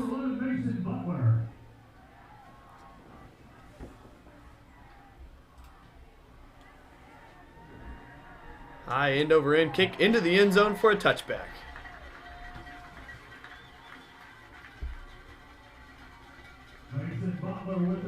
Comet defense has done a good job. Hasn't let up a score in multiple possessions. Looking to capitalize off that touchdown and try to continue to give the ball back to this offense and add to the lead. Last time we saw the Comet defense was for a big stop. Got Coweta behind the chains, and we'll see what they can do here as Coweta takes over from their own 20-yard line.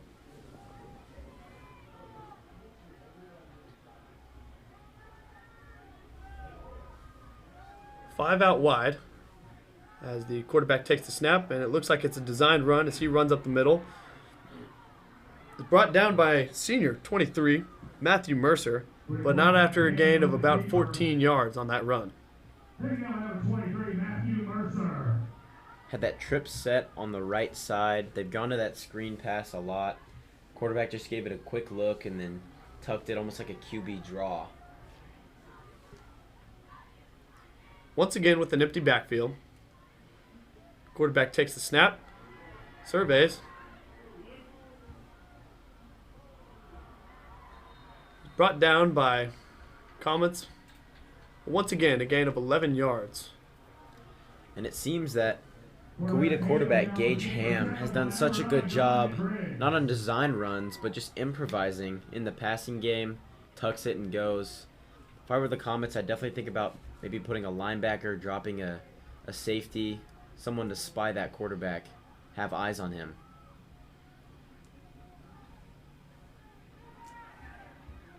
Ham once again rushing for a gain of about a yard to bring up second down. A short pause for the defense here after that quick series of first downs there from Coweta.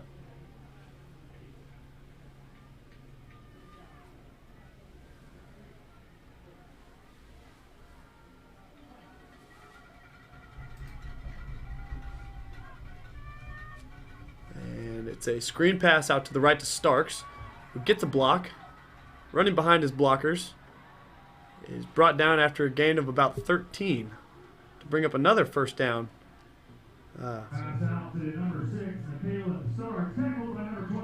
Working into Bishop Kelly territory, the Coweta Tigers have it first down and 10 from the Comets' 40-yard line. Seems like that trips right formation has been a screen pass almost every single time. Comets definitely need to adjust to that. And they drop back to pass again. Looks over the middle of the field and finds number 20 wide open inside the 15-yard line, who makes the catch. Bring up first down and goal for Coweta. That was number 20, Gunnar McCullough, the senior tight end for the Coweta Tigers. He made a big catch earlier, if we remember, in the first quarter on 3rd and long. Makes another one right over the top and gets him deep into Comet territory.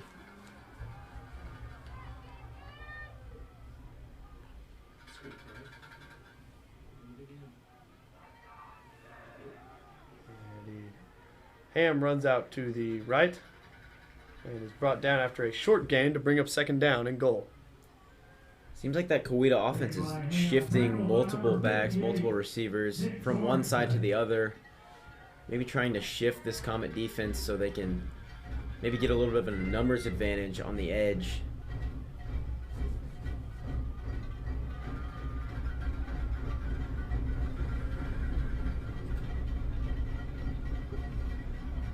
Number 16, Ham, the quarterback, from the shotgun with an empty backfield. He's got 3 men out to his left, and it looks like they will elect for a timeout. I've been impressed with the way Ham has played this entire game. He hasn't been asked to throw too much or in too difficult of situations, but when he has, he's made a fantastic throw. He's been fantastic in the run game. A lot of Comet defenders have had a tough time tackling him. I think if the Tigers are going to go on to win this game and stay in it, he's going to have to continue to have a great game.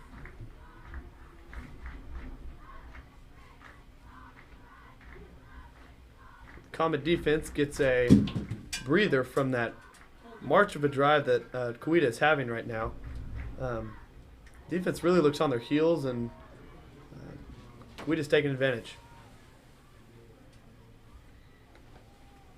My folks, it is still important that we keep our school community safe. Please wear masks and socially distance 6 feet or more when possible. On the 6-yard line, they're this close in Comet territory. I wouldn't expect a throw. I would expect this to be run. Maybe look for Mason Ford, very talented receiver, make his way across with quarterback Gage Ham, make something happen. Second down. They start with an empty backfield, but send Starks in motion. And it's a pass over the middle, complete to number 20 for the Coweta Tigers' first score of the half.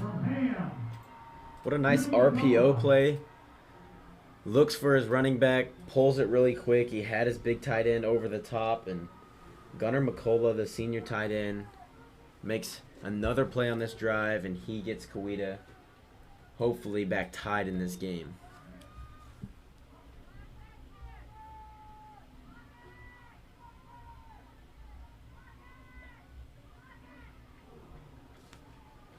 As they tack on the extra point. And we are all tied up with 1 minute and 37 seconds left to play here in this third quarter, the 5A district matchup between the Coweta Tigers and your Bishop Kelly Comets. This is what you expect whenever you have a 1 and 2 matchup in a district. These are two teams that have led their 5A3 district all year. Both have had tremendous success, and it's been a fantastic game. Back and forth. Coweta started off hot. Kelly got right back in it. Maybe thought they could run away with it at 21-14, but Coweta ties it back up. Should set up for a really fun fourth quarter.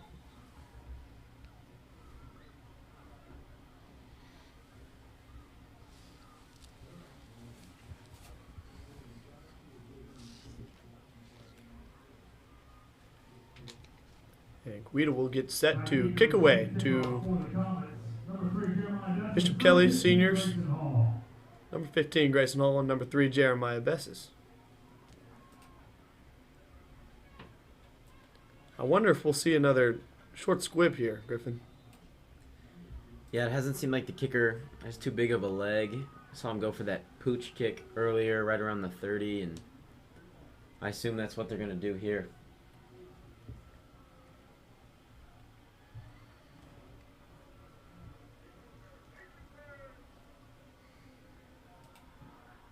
And they elect to kick it to number 15 Grayson Hall, who receives it inside the 10-yard line.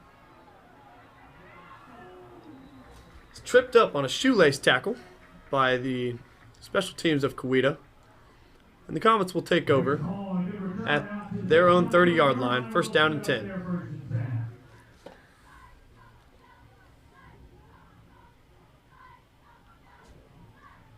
So after the score on the last drive, we'll see what the Bishop Kelly offense has to offer here to the Coweta Tigers.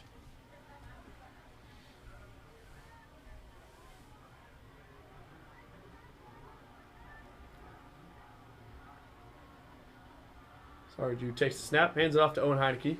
Works his way down the sideline, breaks a tackle, tiptoes on the sideline, breaks a man, and he is all alone for a Comet touchdown on the first play of the drive. Owen Heineke with the 70-yard touchdown run. Owen Heineke continues to amaze us. Tiptoes his way for 20 yards, breaks multiple tackles, and scores a touchdown. Wow, that's got to hurt for Coweta. How about the balance and concentration by Owen right there? You know, yards after contact is what he's been really good at all year, and he gets hit, keeps his feet churning, and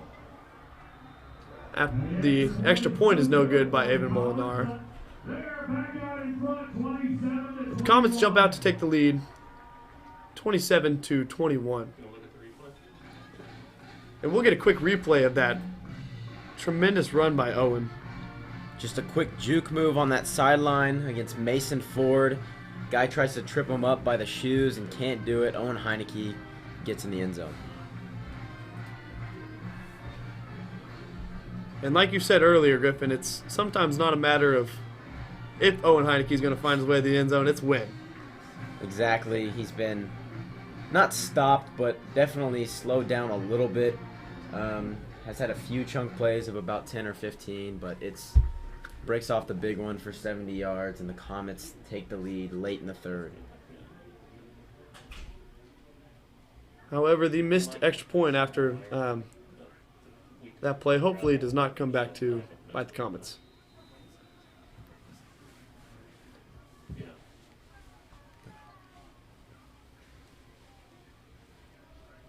And Mason Butler to kick. High end over end as Starks receives it in his own end zone for a touchback.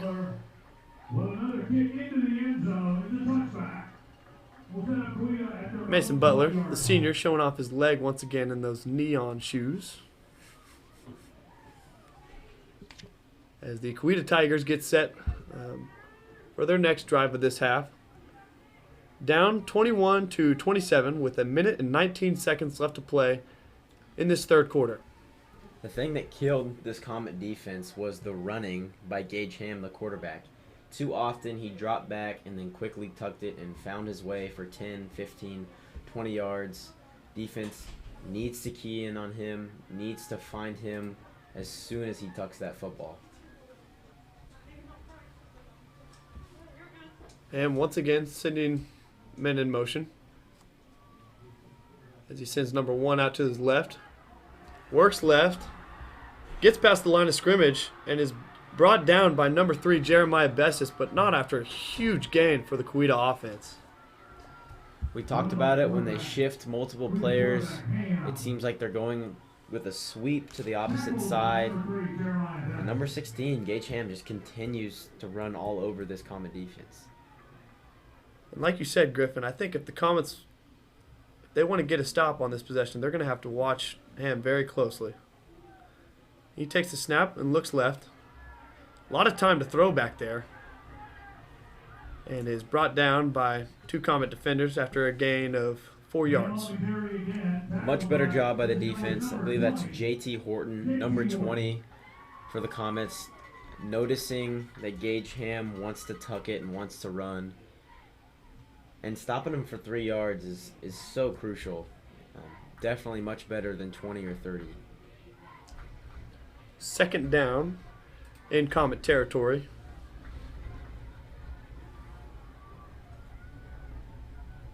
As Ham takes the snap and drops back to pass. He looks left, throws deep, and is broken up by number 15, Grayson Hall. Great play by defensive back Grayson Hall. That's a fantastic play. Grayson Hall turning his head around, finds the ball, swats it. Sometimes that's difficult as a defensive back trying to run with the receiver you're on, and Grayson Hall, the senior, showing his experience, knowing exactly what to do. So 3rd down and 7 as Bishop Kelly looks to get a stop. 10 seconds left to play in the 3rd quarter. Little misdirection from Coweta, and they get the 1st down yardage as they move deeper into Comet territory. 1st down and 10 from Bishop Kelly's 31-yard line. We could see number 6, Mikalen Starks, just kind of sitting on top of his right tackle. He was waiting for that handoff and gets the 1st down. So that's the end of the 3rd quarter of play. A really exciting quarter as Bishop Kelly leads the Tigers 27-21. It's been a great night of football so far. It's been a great night of football. Like we said, back and forth, Coweta offense moving the ball here. Right now, with the way both offenses are playing, it might just be who has the ball last. We're going to see if Kelly defense can make a stop. They've had, in my opinion, a good game. They've just let up a few too many big plays, and they've had trouble keeping track of Gage Ham, the quarterback, the junior for the Coweta Tigers. He's had himself a fantastic game. I think you're exactly right on that, Griffin. I think defense is definitely going to be the key in this 4th quarter. As we've seen, both offenses have very great scoring capabilities. I think it's going to be whoever's going to be able to wall up on the defensive side and get a stop. So 1st down and 10 as we start the 4th quarter. And the Tigers will have it 1st down and 10 from the Comet 31-yard line.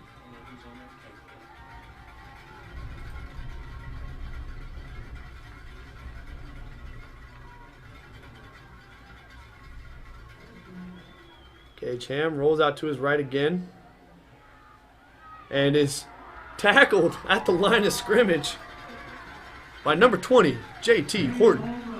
Comets have already seen that play 10 times tonight. They sniff it out, get a nice stop, no gain. Comets need to string a few of these plays together and get Coweta in a difficult 3rd or 4th down position. Like you said, Griffin, that play looked exactly like the one we just saw a few moments ago.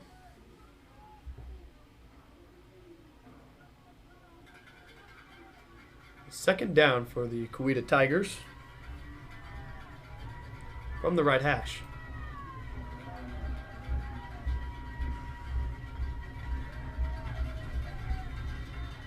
And the play is blown dead by the referee with the flag on the play. And that'll be a delay of game on the Coweta Tigers. It's just a mental error there. In the 4th quarter of a big game like this, those 5 yards are huge, and a 2nd and 15 is a completely different play than 2nd and 10.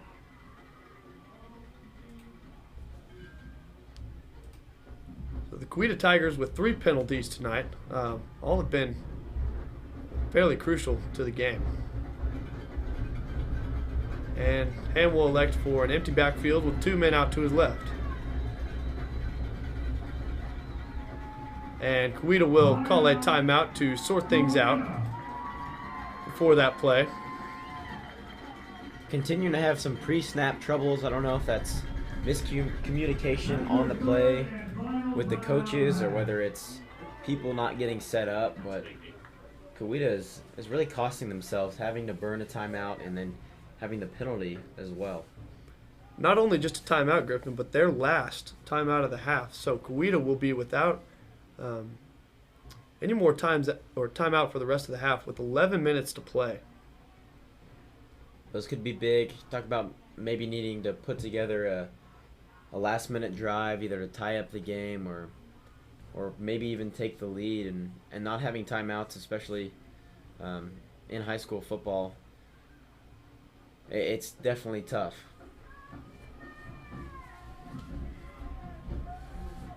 So the Bishop Kelly defense takes the field once again. 2nd down and 15 from Bishop Kelly's own 36-yard line.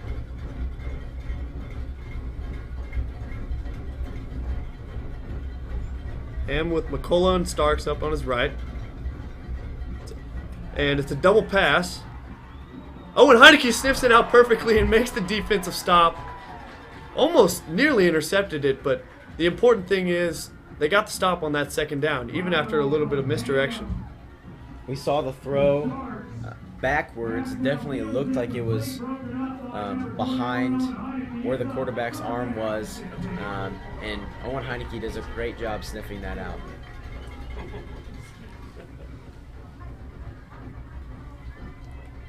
So 3rd down here for Coweta, 3rd and 15 once again. And like you said, Griffin, Owen staying disciplined on Gunnar McCullough right there. So big 3rd down. As Ham takes the snap, low snap, looks to his left, throws to the left side of the field, and it is out of the hands, out of reach, and out of the hands of number 21 for Coweta, who was open. I mean, he had him there. Number 21, Brent Barlow, found his way on the outside, right at that 10-yard line, and I thought it was a good ball from Gage Ham, just a few inches in front of his hands, and going to set up a long 4th down. So 4th down and 15 for the Coweta offense as they elect to keep their offense on the field at this point in the game. Down 27-21. Ham with just Starks in the backfield. He's got 3 men out to his left, and he rolls left. And it is caught by number 1, Mason Ford,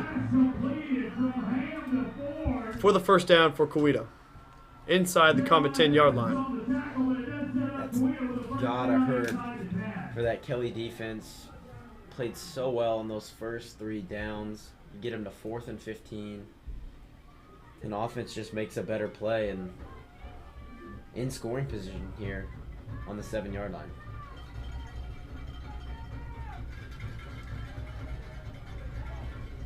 So Ham takes over, 1st and goal. And it is a pitch to number 22, and looks like they're going to spot him down within the 1-yard line for 2nd down and goal. It's like the Comet defender had a chance to make a play. Number 22 makes a fantastic play. The Tigers within half a yard here.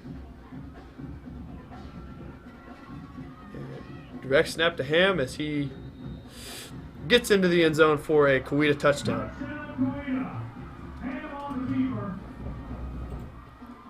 Set up by the big throw from Ham to Ford, as they tie things up 27-27 with an extra point to come. 10 minutes and 35 seconds left here in the 4th quarter. When Gage Ham was able to make that throw on 4th down, I know they only got to the 10-yard line, but it felt like they already scored. As Dominic Griggs almost blocks that extra point. But it is good, and Tigers are going to take the lead 28-27. So Bishop Kelly will take the field on offense again. Down 1 point, 28-27. And that was a big play on 3rd and long there, or excuse me, 4th and long there from Coweta. Big time catch by Mason Ford. And Coweta capitalizes. That's been the story for this Coweta offense. I think if you're Kelly, you feel like you've done a good job defensively. You struggled with Gage Ham for a little bit there on a few possessions in the third quarter, but it's just been big plays on third and fourth down, on long third and fourth downs, that have really just negated anything that you got accomplished on the first few. And it's cost them. And now the Tigers are up 1 in the fourth quarter at Kelly on senior night. Back deep for the Comets. Number 3 and number 15. As Coweta kicks away. And they do indeed kick it to the Comets, but it rolls into the end zone for a touchback, and the Comets will take over from their own 20-yard line to begin their drive, with 10 minutes and 36 seconds left to play in the fourth quarter.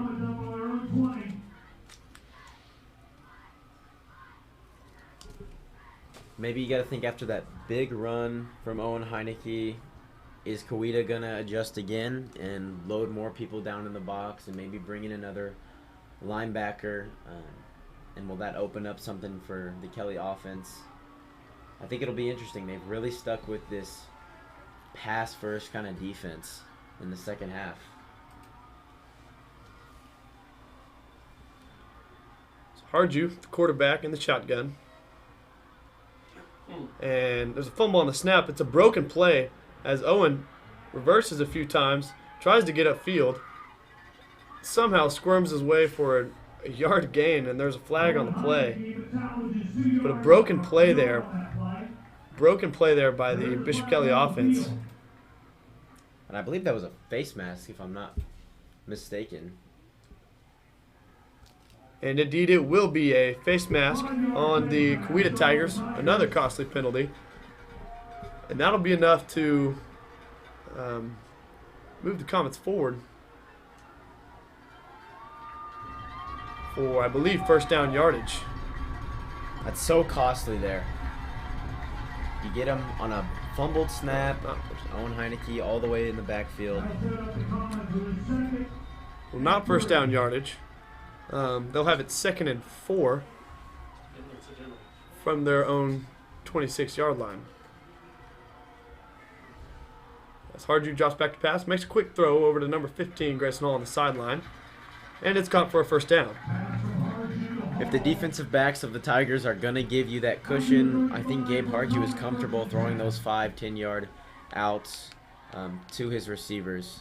And Grayson Hall has made plenty of those catches tonight. First down and 10 as the Comets take it from their own 35-yard line. 9 minutes, 55 seconds left to play in the fourth quarter. It's a handoff to Heineke up the middle. And he is stripped of the ball. And that is a turnover, a costly turnover by the Bishop Kelly offense. And Coweta recovers with good field position on the Comets. Another costly turnover there. And that's 2 for Bishop Kelly on the night. Comets appear frustrated. I don't know if they thought his forward progress was already stopped or if he was down, but clearly It's not definitely something you see upset very on the often. sideline. It looked like a miscommunication. Very rarely do you see Owen Heineke fumble the football, and it just looked like they had thought the whistle had been blown, but Coweta strips the ball, and will take it first down and 10 from Bishop Kelly's 39-yard line.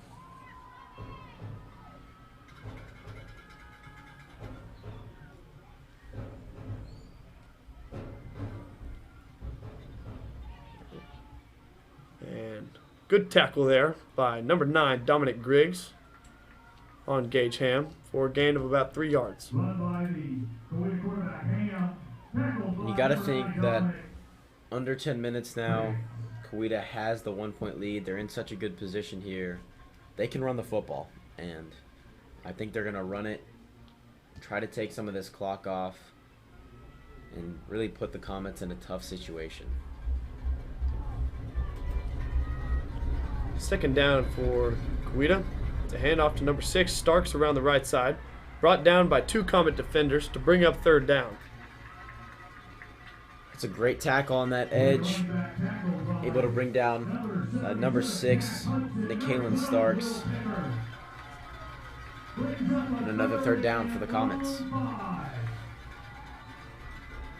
Working inside 8 minutes and 40 seconds left to play in the fourth quarter. Coweta without timeouts here as they start from the right hash with 5 to go.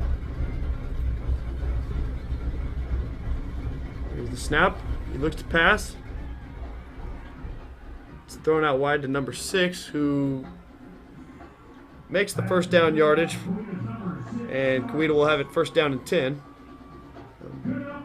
Still working deeper into Comet territory. Didn't seem like anybody was assigned to number 6, Starks. Just found his way on a little swing pass and was able to easily pick up the yardage.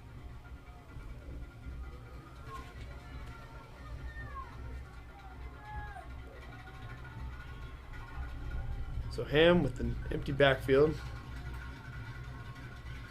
Sends Starks in motion. Fumble on the snap, and it is bobbled by Starks, but hauls it in for a loss of yardage, but could have been a very dangerous play right there, Griffin. Could have been a huge play.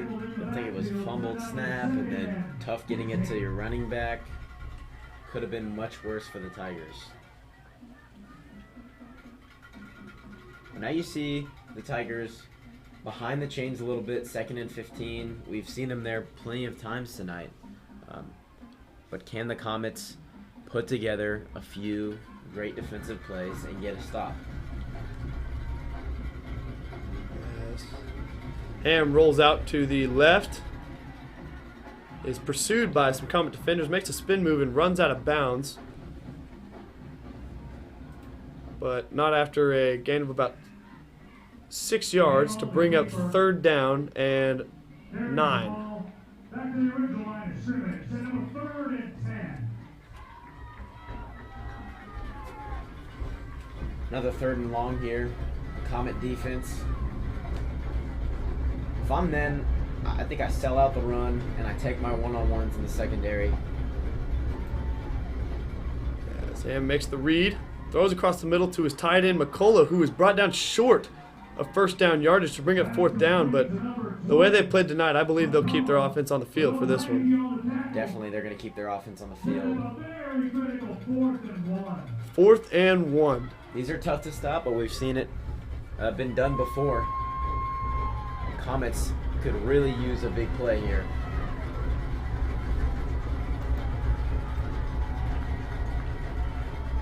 Ham with Starks in the backfield, chooses to run right.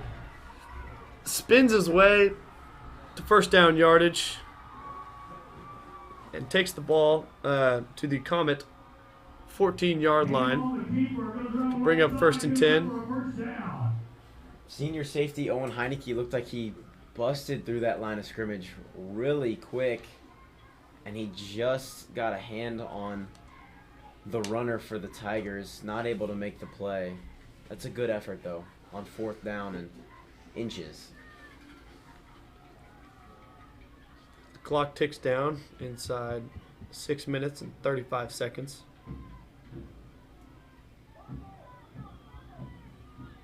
Tigers with another read, and Gage Ham gets into the end zone to put the Comets ahead to put the Tigers ahead even farther, 34-27. Gage Ham has done that read option all night, pulls it once again, able to find his way in the end zone. If the Tigers can capitalize with this extra point, that missed extra point for the Comets could prove to be very crucial.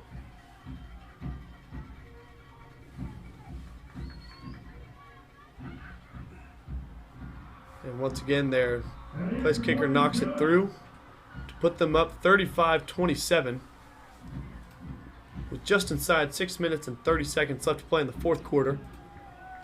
of this district matchup between the Coweta Tigers and your Bishop Kelly Comets. We know how talented this Kelly offense is. Owen Heineke running back, Gabe Hardew throwing the ball. They have weapons, and they have time to go get this score and try to extend this game. Coweta up 8, knows they will at least be tied at the end of this possession at worst, so they have to be feeling pretty confident.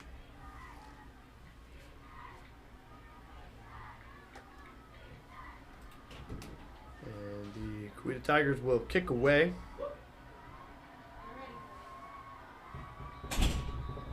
To Bishop Kelly, working from left to right. Kicking for the Coweta Tigers is Rucker.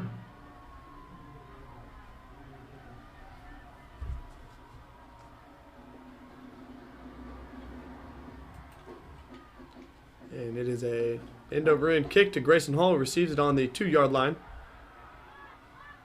Begins his return up the middle to about the 25-yard line. The Comet offense will take over. 1st and 10. 6 minutes and 25 seconds left to play in the 4th quarter. You have plenty of time here. Owen Heineke has ran well in the second half. I don't think you let that fumble phase this coaching staff or phase Owen. He's going to get the ball. He's your best player. He can make the plays in order for you to get back in this game.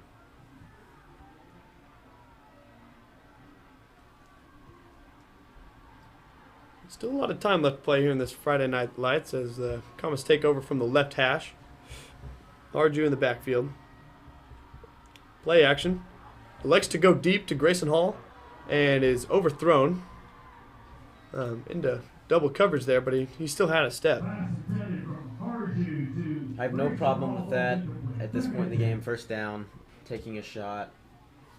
You got to think where the Comets are and the time left on the clock that this is 4-down territory. They're going to have 4 downs to get every set of chains. No problem taking a deep shot on 1st.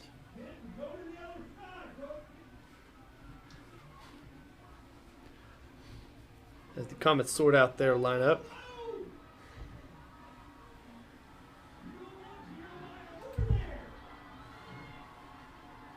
Two men in his left, one to the right, and it's a tipped pass, incomplete, to bring up 3rd down for the Comets, and it looked like a little bit of miscommunication on the offense there, and they will have it 3rd down and 10 from their own 25-yard line.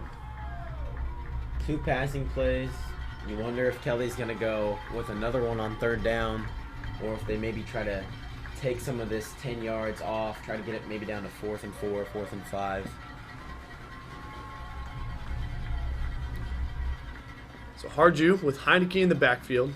2 men out to his right and 1 out to his left. Is a play action. Makes a incomplete pass to Jeremiah Vessis. Pass from Hardew to Vessis is incomplete. And the Comets will bring out their punt team.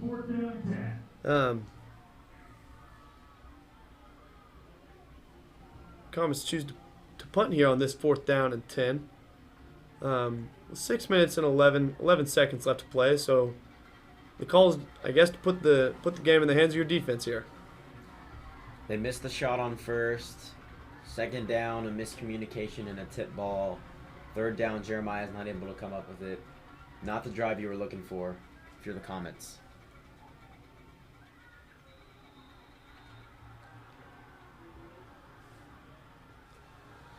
So Coweta will take over on offense at their own 49-yard line, 1st and 10. And the Comets got to get a quick stop here. The way I think the Coweta Tigers offense is ate up a lot of clock. They run the ball a lot. Comets defense looking to get off the field here quick with the defense stop. I agree. I think you sell out run. I think you keep your eye on the tight end Gunnar McCullough, he's been your problem over the middle, and anytime Gage Hams need to go to somebody. But definitely key in on this run. And it is a handoff to Starks around the right side. It's brought down after a gain of about 3 to bring up second down. And if you're Bishop Kelly, do you start taking timeouts now or wait for later in the game, Griffin? 5:50 still left. You don't want to burn them just yet. I think you can still get a stop and keep 4 minutes on this clock and get the ball back to your offense. It's not time just yet to take those timeouts. Sohan with an empty backfield from the right hash. And is a quarterback keep up the middle and breaks it off around the left side. He's at the 20. He's at the 10. And is knocked out of bounds before the pylon. The Coweta Tigers have it first and goal here.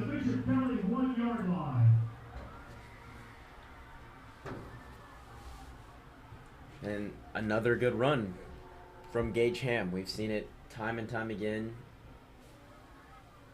Fake handoff to the running back wide, cuts it upfield. Tigers looking to score again.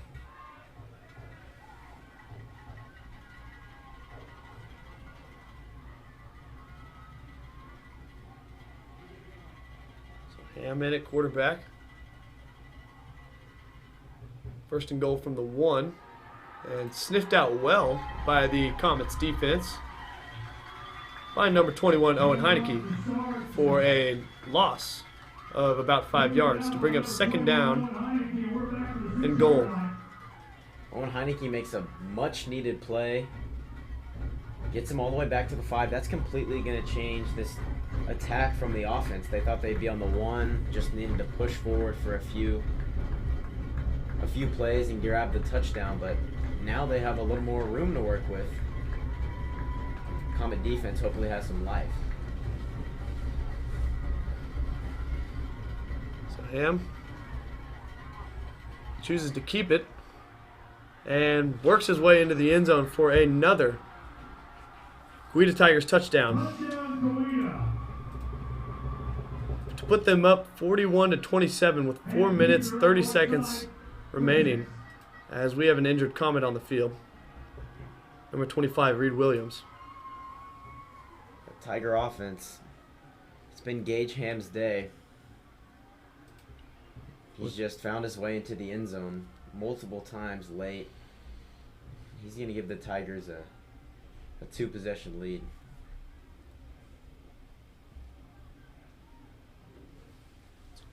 What hopefully looks like a little bit of cramping from Reed Williams as fatigue starts to set in during this fourth quarter. It's been a long, grueling game on both sides of the ball, very high scoring. Both teams and all players have definitely gotten their work out for tonight. If you're Kelly, I think what you do from here, you're down 2 touchdowns. They definitely have the ability to hit something deep, and they're going to need to hit something quick. And they'll most likely get a shot at an onside kick if they can score. But even then, like we said, they still have 2 timeouts. They can definitely stop the clock. I think if they can score by the 1.5, 2-minute mark, definitely will still have a shot at this game. But you have to be impressed with the way Gage Ham has played in the fourth quarter. He's definitely been the MVP of the Coweta offense, in my opinion. They get set for the extra point. And it is good. So, the Tigers take the lead 42-27. 4 minutes and 30 seconds left to play in this fourth quarter. A 2-possession game. And the Comet offense will take the field once again. But they've got their work cut out for them, Griffin. They definitely do. It'll be a tall task. We've seen their offense be explosive at times. It's been slowed down the last few possessions. They need to pick it back up here and just start with the first play. Just get some yards, get 15, 20, put a couple of those together, hopefully find your way in the end zone, and then you worry about the next play.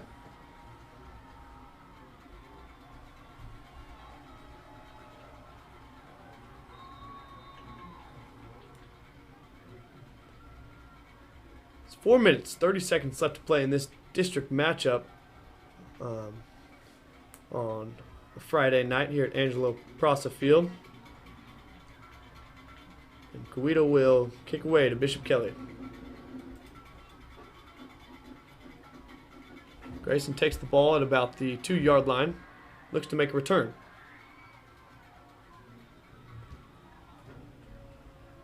Grayson Hall with about a 25-yard return there. And the Comets will take over. 1st and 10. 4 minutes, 28 seconds left to play, down 2 scores. And at this point, if you're the play caller for the Comets, I don't think you can run the ball. It's got to be throw. If you do run, you got to look to get out of bounds. It's going to have to be quick. As you see Coweta drop back in their formation. Quick throw to number 3, Jeremiah Bessis, who elects not to go out of bounds for only a gain of about 2 yards to bring up 2nd down. Clock still running. That's crucial time running off the clock here as we approach 4 minutes.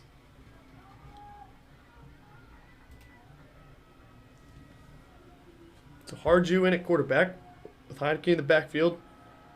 Hall out to his left and Bessis out to his right. It's a handoff to Owen Heineke on the right side, who works his way for 1st down yardage and gets out of bounds.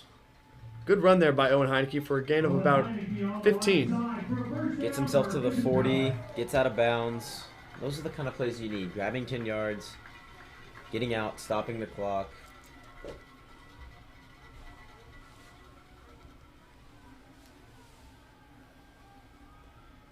And when they get out of bounds, it's not only stopping the clock, but you get a chance to think about the next play, set up, get everybody in the right spot. So from the right hash, 1st down and 10 from their own 40.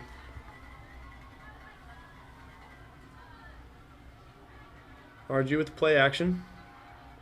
Rolls right. Throws deep to Jeremiah Bessis, out of bounds. Taking a shot downfield for an incomplete pass. And there is a flag in the primary, and it looks like it's going to be a hold on the Comets. So it is indeed a holding penalty on Bishop Kelly to move them back. And first penalty of the game comes at a crucial point in time. It's going to put the Comets all the way back at their own 35-yard line.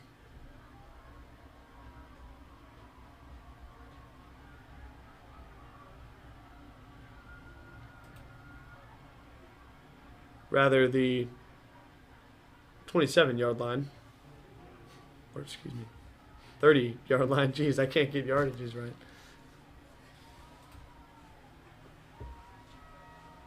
First down.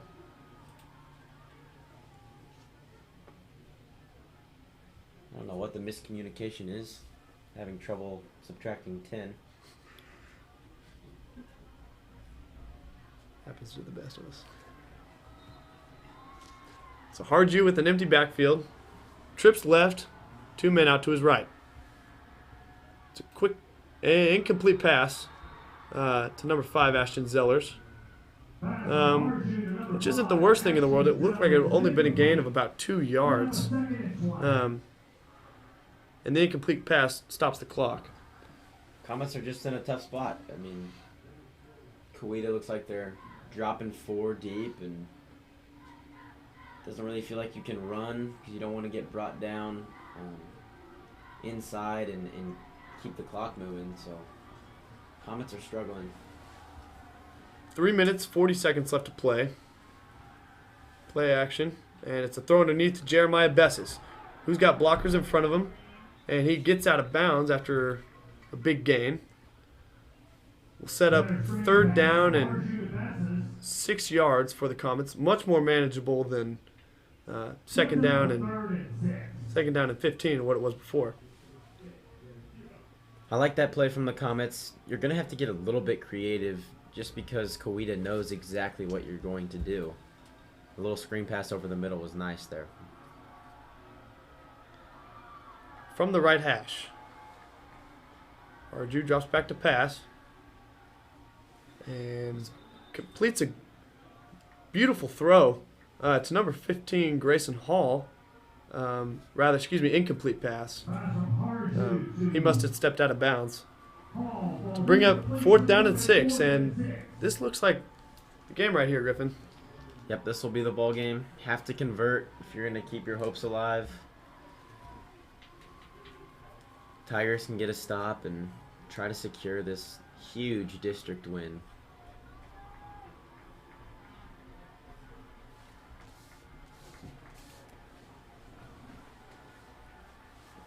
Harju will work from the right hash. He drops back to pass. Loads up to throw downfield to no receiver, and it is delivered incomplete as the Comets turn over on downs to the Coweta Tigers. And you just hate to see it. Comets were in a tough spot. Coweta knew exactly what they needed to do. And Kelly's going to turn it over on downs. Give it back to this Coweta offense.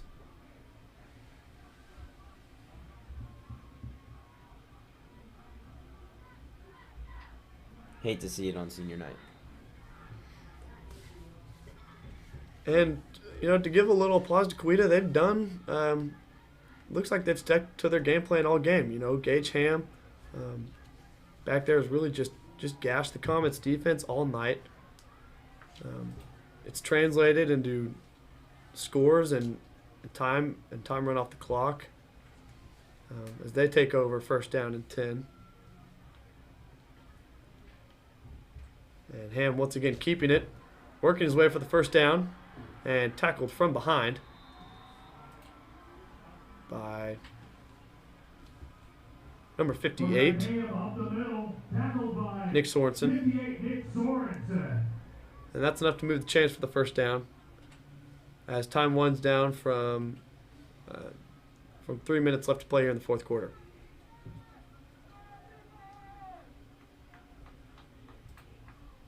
So Bishop Kelly looks to be handed their first loss of the season tonight against district rival, the Coweta Tigers. And Coach Japan will call a timeout. At this point, you just got to hope for a fumble, a turnover, something crazy to put you back in this game. So little time left on the clock and down 2 possessions.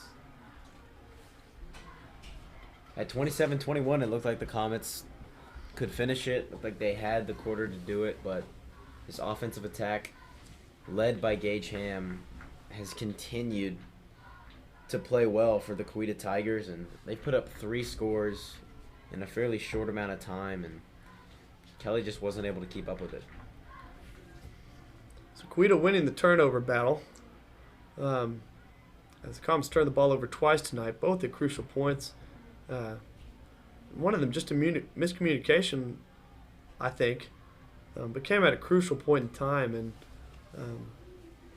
gave the ball to Coweta, backed up on their own half of the field, who ended up capitalizing off that turnover and putting them ahead.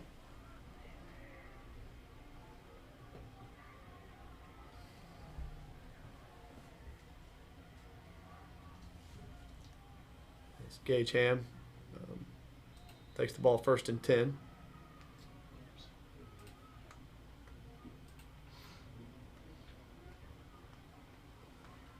Ham gets the snap, decides to keep it, runs on the right side.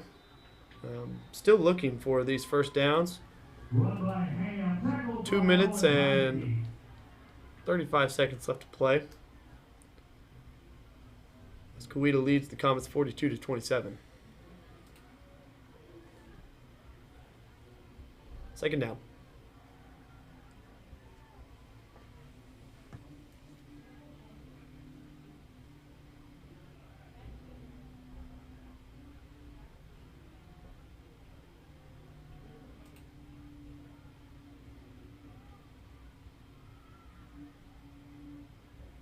As Ham keeps it up the middle for a first down. As that clock bleeds away. Inside 2 minutes left to play. You know, I think the Comets are going to be okay. This is the first loss of the season. They get Shawnee next week on the road. And then they'll go right into playoffs. But it's been a good Comet team. And a really good Coweta team. And I just think Coweta's played a little bit better, just made a few plays that won them this game. Comets definitely did not play poorly. They had plays to make, they had opportunities, just couldn't quite capitalize. But I expect them to get right back on track. And I expect both of these teams to make really nice playoff runs.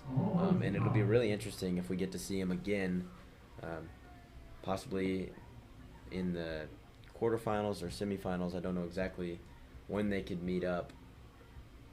But got to hand it to both of these teams. You're right, Griffin. Coweta has really shown or proven their ranking and their record tonight. I believe they've been probably one of the top teams that the Comets have played this year. Yeah, these are the top teams in 5A. You got Carl Albert over on the west side, and then you got Kelly and Coweta over here. And I think those are the best teams, and those have played the best thus far throughout the season.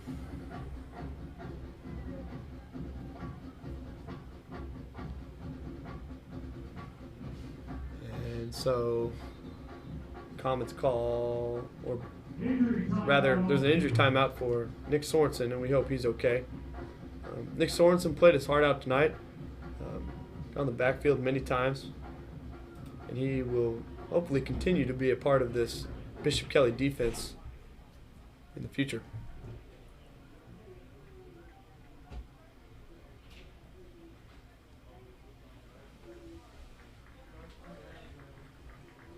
Hate to see it for these seniors. So many of them have been a part of great teams over the past few years, and a part of a great team right now that's been undefeated up until today. They still have plenty of football left to play. I know this one hurts, though, to drop it on senior night. Yeah, on your senior night, on your home field, potentially your last game on your home field, this one hurts the Comets, but in the end, the Coweta Tigers come out victorious as they defeat the Bishop Kelly Comets 42-27 here at Angelo Prasa Field. So the Comets have one more regular season game at Shawnee next Friday, and hopefully a playoff berth after that. I'm Senior Roy. And I'm Senior Griffin Bean. And thank you for tuning in to BKTV Live, home of the Comets. Have a great night, everybody.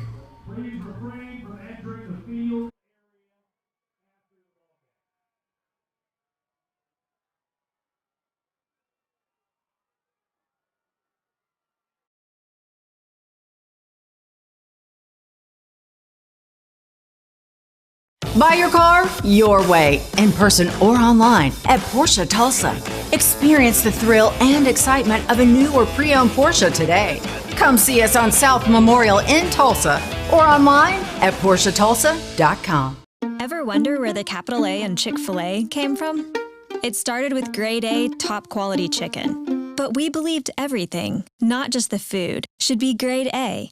A is for all the little things we do to bring you our best every day. To me, the A in Chick-fil-A is a smile. I want to give the guests a little encouragement, maybe just a little joke that makes them laugh when they come through the drive-thru. We can stay 6 feet apart and have the best air high five.